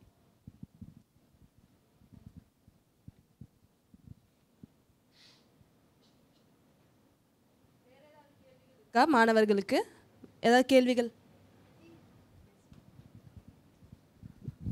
Hi, I'm Vidyalakshmi. இப்போ நம்ம சில்ட்ரன்ஸ் புக்ஸ் பப்ளிஷ் பண்ணணும்னா நம்ம எந்த மாதிரி ரெஜிஸ்ட்ரேஷன்ஸ்லாம் பண்ணணும்? Like what kind of permissions you want? Registrations அந்த மாதிரி எதுவும் இல்லை. இப்போ நீங்கள் ஸ்டோரி வேர் மாதிரியான ஒரு தளத்தில் வந்து நீங்கள் பப்ளிஷ் பண்ணுறீங்கன்னா இல்லை, ஜென்ரலி லைக் யூ புக்ஸ் பண்ணியிருக்கீங்களா? ஸோ அந்த மாதிரி ஜென்ரலி பப்ளிஷ் பண்ணுறதுங்கிறது நீங்கள் திரும்ப திரும்ப எந்த மாதிரியான பதிப்பாளரோட வேலை பார்க்குறீங்க அப்படிங்கிறது. இப்போ எங்கள் மாதிரியான இப்போ நாங்கள் தூலிகா இருக்காங்க, இல்லை வந்து தாரா இருக்குது, இந்த மாதிரியான பெரும்பாலும் இந்த இங்கிலீஷில் வேலை பார்க்கக்கூடிய பப்ளிகேஷன்னா நாங்கள் எல்லாருமே வந்து எங்களுக்கு ஒரு சப்மிஷன்ஸ் பேஜ் இருக்கும். இப்போ எங்களோட திரும்ப prathambooks.orgயில் போனீங்கன்னா submissions@prathambooks.orgன்னு ஒரு மெயில் இருக்கும். அதுக்கு யார் வேணாலும் கதைகள் அனுப்பலாம். இப்போ நாங்கள் இந்த வருஷம் இந்த மாதிரியான கதைகள் பப்ளிஷ் பண்ணணும் அப்படின்னு சொல்லி எங்களுக்கு ஒரு நோக்கம் இருக்கும். நாங்கள் வந்து இப்போ வந்து காலநிலை மாற்றம் தொடர்பான கதைகள் பப்ளிஷ் பண்ணுறது எங்களோட ஒரு முதன்மை நோக்கமாக இருக்குது. ஸோ இப்போ அதுக்கு மேட்ச் ஆச்சுன்னா நாங்கள் அந்த கதையை பப்ளிஷ் பண்ணுவோம். அந்த மாதிரி வேலை பார்க்கும். ஸோ பெரும்பாலான தமிழ் பதிப்பகங்கள்லேயும் அதே மாதிரி தான். நீங்கள் ஒரு கதை உங்களால் எழுதிட்டிங்கன்னா அந்த கதையோ இல்லை அந்த கதையோட ஐடியாவையோ ஒரு பப்ளிகேஷனுக்கு அனுப்புனா அவங்க அந்த வருடம் பப்ளிஷ் பண்ண பிளான் பண்ணியிருக்க புத்தகங்களுக்கு அது மேட்ச் ஆச்சுன்னா அவங்க பண்ணுவாங்க. அந்த அளவு மேலை நாடுகளில் இருக்கிற கதைகளை தான் நம்ம அதை பயன்படுத்திட்டு இருக்கிறோம். நம்ம மண்ணுக்கு மண் சார்ந்த கவிதைகள்லாம் இன்னும் உருவாக்கப்படலான்றீங்க. அது யார் வந்து உருவாக்குறதுன்றது பெரிய கேள்வி. குழந்தைகளை வந்து அதை ஈடுபடுத்தணும். அவங்களுடைய அவங்களுடைய வெறுப்பு, அவங்களுடைய கற்பனை திறன், அவங்களுடைய சமுதாயத்தை பற்றிய அவங்களுடைய எதிர்பார்ப்பு, இது எல்லாமே முக்கியமானதாக இருக்குது. நம்ம வந்து நம்ம சமுதாயம் பெரியவர்களுடைய கருத்துக்கள் அடிப்படையில் தான், கோட்பாடுகள் அடிப்படையில் தான் உருவாக்கப்படுது. இந்த சிட்டி டெவலப்மெண்ட்டு ஒரு அடல்ட்டு என்வரன்மெண்ட்டாக இருக்குது. சில்ட்ரன் ஃப்ரெண்ட்லியாக நம்ம மாற்றணும். அதுக்கு வந்து நாம் கதைகளை உருவாக்கணும். அது வந்து அதிக செலவெல்லாம் தேவைப்படாது. குழந்தைகளை பயன்படுத்தினாவே போதும். அவங்க சொல்கிற கதைக்கு தகுந்த மாதிரி நாம் ஒரு சூழலை கொடுத்து பிக்சரை வரைஞ்சி நம்ம பண்ணோம்னா நிறைய உருவாக்கலாம். அது யூனிக்காக இருக்கும். அதுதான் நம்மளுடைய கண்ட்ரிபியூஷன் டு த வேர்ல்டு. அது பின்னால் டிரான்ஸ்லேஷன் ஆகும். அதனால் நம்மளுடைய பண்பாடு, பொருளாதாரம், இந்த சூழலை, இயற்கை சூழல், இதெல்லாம் வந்து நம்ம ரெப்ரசன்ட் பண்ண மாதிரி குழந்தைகளை நம்ம பயன்படுத்தணும். அவங்களுடைய உலகம் என்னான்னு நமக்கு தெரியல. அவங்கள எழுத வச்சா தான் தெரியும். அநேகமாக நீங்கள் இந்த பாயிண்ட்டை வந்து கொஞ்சம் கவர் பண்ணிங்கன்னு நினைக்கிறேன். ஐயா, ஒரு விஷயம், நீங்கள் நிறைய நல்ல கருத்துக்கள்லாம் சொல்கிறீங்க. எல்லா செஷன்லேயுமே எல்லாருக்குமே என்ன பண்ணணுன்னு அட்வைஸ் பண்ணுறீங்க. ஆனால் ஒரு விஷயத்தை புரிஞ்சுக்கோங்க, இந்த செஷனில் வர்றப்போ உங்களுக்கு சந்தேகங்கள், கேள்விகள் இருந்தால் தாராளமாக கேட்கலாம். நீங்கள் எல்லாருக்கும் டீச் பண்ணுறீங்க. நான் தொடர்ந்து முதல் நாள்லேருந்து பார்க்குறேன். இவங்க எல்லாருமே அந்த துறைக்காக தன்னுடைய வாழ்நாளை டெடிகேட் பண்ணி வேலை செஞ்சிட்ருக்கக்கூடியவங்க, சரிங்களா? அவங்களுக்கெல்லாம் எப்படி கதை எழுதுன்னு சொல்லி கொடுக்குறீங்க, கவிதை எழுதுன்னு எப்படி சொல்லி கொடுக்குறீங்க? ரொம்ப தவறான அணுகுமுறை இது. வந்து பார்த்திங்கன்னா ஒரு இந்த மாதிரி பயிலரங்கில் இந்த மாதிரி அட்வைஸை எக்ஸ்பர்ட்டாக வர்றவங்களுக்கு நீங்கள் கொடுக்கக்கூடாது. ஃபஸ்ட் நாள்லேருந்து உங்களை கவனிக்கிறேன். இன்றைக்கி நான் இதை சொல்லலை. அவங்க இந்த ஃபீல்டில் எவ்வளோ வேலை செஞ்சிட்ருக்காங்கன்னு உங்களுக்கு தெரியுமா? 1.5 மணி நேரமாக உட்காந்து சொல்கிறாங்க என்னென்ன விஷயங்கள் பண்ணணுன்ட்டு. திடீர்னு வந்து எப்படி கதை வந்து நீங்கள் குழந்தைகளுக்கு எழுதுன்னு நீங்கள் அட்வைஸ் பண்ணிங்கன்னா அது தவறான அணுகுமுறை. அதனால் அதை இன்னையோடு அதை விட்டுருங்க. Okay, fine. வேறு யாராவது ஏதாவது பேசுகிறீங்களா? கேட்கணுமா? இந்த அங்கே கொடுமா மைக்க. Good evening madam. இப்போ பப்ளிஷர்ஸ்ட்டை நம்மளுடைய கதைகளை வந்து பப்ளிஷ் பண்ணி அனுப்பும்போது இன்டெலெக்சுவல் ப்ராப்பர்ட்டி எப்படி மேடம் நம்ம ப்ரொடெக்ட் பண்ணுறோம்? அது ஒவ்வொரு பப்ளிஷரோட இதுதான். இப்போ நாங்கள் பிரதம் புக்ஸ்லேயோ இல்லை எங்களோட எங்களுக்கு நீங்கள் ஒரு கதையை அனுப்புறீங்கன்னா நாங்கள் பப்ளிஷ் பண்ணுறோன்னா அதுக்கு முன்னாடி நாங்கள் உங்கள்கிட்ட சொல்லிடுவோம். நாங்கள் பப்ளிஷ் பண்ணுற எல்லாமே வந்து க்ரியேட்டிவ் காமன்ஸ் லைசன்ஸில் தான் நாங்கள் பப்ளிஷ் பண்ணுவோம். ஸோ அதை வந்து இப்போ உங்களோட கதை ஸ்டோரி வியூவரில் பப்ளிஷ் ஆகுதுன்னா அது வேறு யாராவது எடுத்து மொழிபெயர்க்கலாம், இல்லை வேறு யாராவது எடுத்து வேறு வகைகளில் இப்போ பயன்படுத்தலாம். ஸோ அதுதான் எங்களோட லைசன்சிங் சிஸ்டம். ஸோ ஒவ்வொரு பதிப்பாளரும் வந்து ஒவ்வொரு லைசன்சிங் சிஸ்டம் வச்சுருப்பாங்க. அது நீங்கள் எந்த பதிப்பாளரோட பணியாற்றுறீங்க அப்படிங்கிறத தாண்டி பெருசாக அதில் வந்து குழந்தைகள் பதிப்புக்கும் மிச்ச பதிப்பாளர்களுக்கும் பெரிய வித்தியாசங்கள் எதுவும் கிடையாது. Good evening ma'am. அதாவது இப்போ நீங்கள் ஸ்டோரி இதுக்கு சொல்கிறீங்க, அதே இது வந்து ஸ்டோரி ரிலேட்டட் கிடையாது, பட் வந்து ஒரு ஃபேக்ட்டு. ஃபார் எக்ஸாம்பிள் ஒரு கேட்டோ இல்லை ஒரு ஏதாச்சும் ஒரு வண்டி அந்த மாதிரி ஒரு ஹிஸ்ட்ரி வந்து குழந்தைங்களுக்கு சொல்கிறோன்னா, நான் இந்த மாதிரி பார்த்துருக்க புக்ஸ் இங்கிலீஷில் ஸ்பெசிஃபிக்காக என்னென்னா பிக்சர் வந்து இந்தலேருந்து ஸ்டார்ட் ஆச்சு, நீங்கள் சொல்கிற ஃபார்மேட்லேயே ஒரு ஃபேக்டை வந்துட்டு ஒரு ஹிஸ்ட்ரியை வந்து கொடுக்குறாங்க இங்கிலீஷில். இந்த மாதிரி தமிழில் வர்றது இல்லையேன்ற ஒரு ஃபீலிங் இருக்குது. அந்த இதை பற்றி கொஞ்சம் சொல்ல முடியுமா? இல்லை, திரும்ப இது எல்லாத்துக்கும் ஒரே பதில் தான். தமிழில் நிறைய குழந்தைகள் கதைகள் எழுதப்படுது, தமிழில் நிறைய குழந்தைகள் கதை இப்போ நாங்கள் பப்ளிஷ் பண்ணதிலே வந்து சாலை செல்வம் வந்து ஒரு கதை எழுதிருக்காங்க. சாலை செல்வம் வந்து தமிழில் ஒரு முக்கியமான சிறார் எழுத்தாளர். அப்புறம் வெரோனிகா ஏஞ்சல்னு சொல்லிட்டு அவங்க ஒரு பாடலாசிரியர், அவங்க ஒரு கதை எழுதியிருக்காங்க. ஸோ தமிழ் கதைகள் எழுதப்படுது. ஸோ இப்போ தாராவில் வந்து தாரா புக்ஸ்லேயும் நிறைய தமிழ் எழுத்தாளர்களோ இல்லை தமிழ் ஓவியர்களோ பண்ண புத்தகங்கள் இருக்குது. எல்லா பதிப்பகங்கள்லையுமே அது இருக்குது. நம்ம வந்து பெரும்பாலும் இப்போ தமிழில் இல்லை அப்படின்னு சொல்லி இந்த தமிழ் பதிப்புச்சூழல் அப்படிங்கிற ஒன்றில் அதில் திரும்ப வந்து பதில்கள் வந்து திரும்ப காலைல மனுஷ் சொன்னதுலேருந்து எல்லோரும் சொன்னதுலேருந்து அது ஒரே விஷயந்தான். ஓவியம் அப்படிங்கிறது ரொம்ப ஒரு காஸ்ட்லியான பிஸ்னஸ். ஸோ ஒரு ஓவியருக்கு நீங்கள் காசு கொடுத்து பண்ணணுன்னா அந்த அளவுக்கு நமக்கு புத்தகங்கள் விற்கிதா, இல்லை யாரோட புத்தகங்கள் விற்கிதோ அவங்க வந்து ஏன் அதுக்கு தயாராக இல்லை, அந்த மாதிரியான கேள்விகள் தானே தவிர அதுக்கு பெருசாக அதை தாண்டின மறைமுகமான காரணங்கள் அப்படின்லாம் எதுவும் இல்லை. தமிழில் எழுதப்படுது புத்தகங்கள். அது ஏன் இந்த மாதிரியான ஒரு ப்ரெசன்டேஷன் ஒரு மிச்ச நேஷ்னல் பப்ளிகேஷன்ஸோட கம்பேர் பண்ணக்கூடிய ஒரு ப்ரெசன்டேஷனில் இல்லை அப்படின்னு நம்ம எடுத்துக்கிட்டோன்னா அதுதான் காரணம்னு நினைக்கிறேன். இப்போ அதை நீங்கள் சொல்கிறது ரொம்ப கரெக்டு. இப்போ அவங்களுடைய கேள்வியுமே நான் அதை எப்படி புரிஞ்சுக்கிறேன்னா வந்து இங்கிலீஷோட ரேஞ்சு வந்து ரொம்ப பயங்கரமாக இருக்குது. உதாரணமாக ஃபிலாசபி பற்றினா குழந்தைங்களுக்கு காமிக்கல் ஃபார்மில் கொடுக்குறாங்க. பெரிய பெரிய லீடர்ஸ், இப்போது சேகுவாரா பற்றி அவ்வளோ காமிக்ஸ் இருக்குது வந்துட்டு. அதே மாதிரி ஹிஸ்டாரிக்கல் ஈவெண்ட்ஸ். ஆனால் இங்கே வந்து என்னன்னு கேட்டோன்னா, ஒன்றும் அங்கே இருக்கக்கூடிய அட்வென்ச்சர் காமிக்ஸை இங்கே ட்ரான்ஸ்லேட் பண்ணுறாங்க. தமிழில் இன்னொரு பிரச்சனை, புராண கதைகள் இதை வந்து தொடர்ந்து காமிக் பண்ணுறதுங்கிறது ஒன்றா இருந்திருக்கு. அவங்க ஒரு சயின்ஸ் பற்றின விஷயங்கள் ரொம்ப குறைவாக இருக்குது. அப்போ இதை ஏன் க்ரியேட் பண்ணலன்னா, எனக்கு என்ன ஃபீல் ஆகுதுன்னா, நீங்கள் சொன்னது ஒரு மெயின் பாயிண்ட். நான் இப்போ சமீபத்தில் என்ன யோசிச்சுட்ருக்கேன்னா, நிறைய ஆர்ட்ஸ் காலேஜிலேருந்து படிச்சுட்டு வர்ற ஸ்டூடெண்ட்ஸ் இருக்காங்க இல்லையா, அவங்களையும் நம்ம குழந்தைகளுக்கு எழுதக்கூடியவங்களையும் லிங்க் பண்ணி குழந்தைகளுக்கான புத்தகங்களை எழுதலாம். அப்போ அவங்களுக்கு பே பண்ணக்கூடியது ஒரு வழக்கமான எஸ்டாப்ளிஷ்ட் ஆர்டிஸ்ட்டுக்கு இருக்க அளவுக்கு நமக்கு இருக்காது வந்துட்டு. ஆனால் ரொம்ப க்ரியேட்டிவாக வரையக்கூடிய நிறைய யங் ஆர்டிஸ்ட்டுங்களை நான் பார்க்குறேன். நம்ம அதை லிங்க் பண்ண முயற்சி பண்ணலாம். ஆனால் கலரில் நல்லா பிரிண்ட் பண்ணோம்னா ஒரு 5000 காப்பி 10,000 காப்பி பிரிண்ட் பண்ணால் தான் அந்த ப்ரைஸை வந்து கம்மி பண்ண முடியும். அது ஒரு விஷயம் இருக்குது. ஆனால் இது எல்லாத்தையுமே தாண்டி நம்ம தமிழில் வந்து ரொம்ப சின்ன லெவலில் தான் நம்ம ஒர்க் பண்ணியிருக்கோம். நம்ம இங்கிலீஷோட கம்பேர் பண்ணோன்னா அதுக்கு இன்னொரு மிக முக்கியமான பிரச்சனை, நம்மக்கிட்ட ரைட்டர்ஸும் ரொம்ப குறைவாக இருக்காங்க. குழந்தைகளுக்கு எழுதக்கூடிய ரைட்டர்ஸ். ஒரு மிகப்பெரிய எஸ்டாப்ளிஷ் ரைட்டராக இருப்பார், அவர் குழந்தைக்கு ஒரு கதை எழுத சொன்னால் வந்து பார்த்திங்கன்னா அந்த லாங்குவேஜ் எல்லாமே மிகப்பெரிய பிரச்சனை. அதனால் வந்து ஆர்டிஸ்ட்டுங்களுக்கு ஒரு ரிசோர்ஸை நம்ம யோசிக்கிறோம், ரைட்டர்ஸ்க்கு வந்துட்டு ஒரு ரிசோர்ஸை நம்ம யோசிக்கிறோம். அப்போது நம்ம ரைட்டர்ஸை க்ரியேட் பண்ண வேண்டியிருக்கு. ஏற்கனவே எழுதிட்டு இருக்கக்கூடிய பெரியவங்களுக்கு எழுதக்கூடிய உங்கள் ரைட்டர்ஸ்க்கும் குழந்தைகளுக்கு எழுதுறதுக்கான ஒரு ஒர்க் ஷாப் நம்ம நடத்தலாம், அவங்க ஈகோ விட்டுட்டு வந்தாங்கன்னா. சரியா? அதெல்லாம் சேர்ந்தால் நீங்கள் கேட்குற மாதிரியான விஷயங்களை பாசிபிள் தமிழில் நம்ம அதுக்கான மார்க்கெட்டையும் நம்ம க்ரியேட் பண்ணலாம்.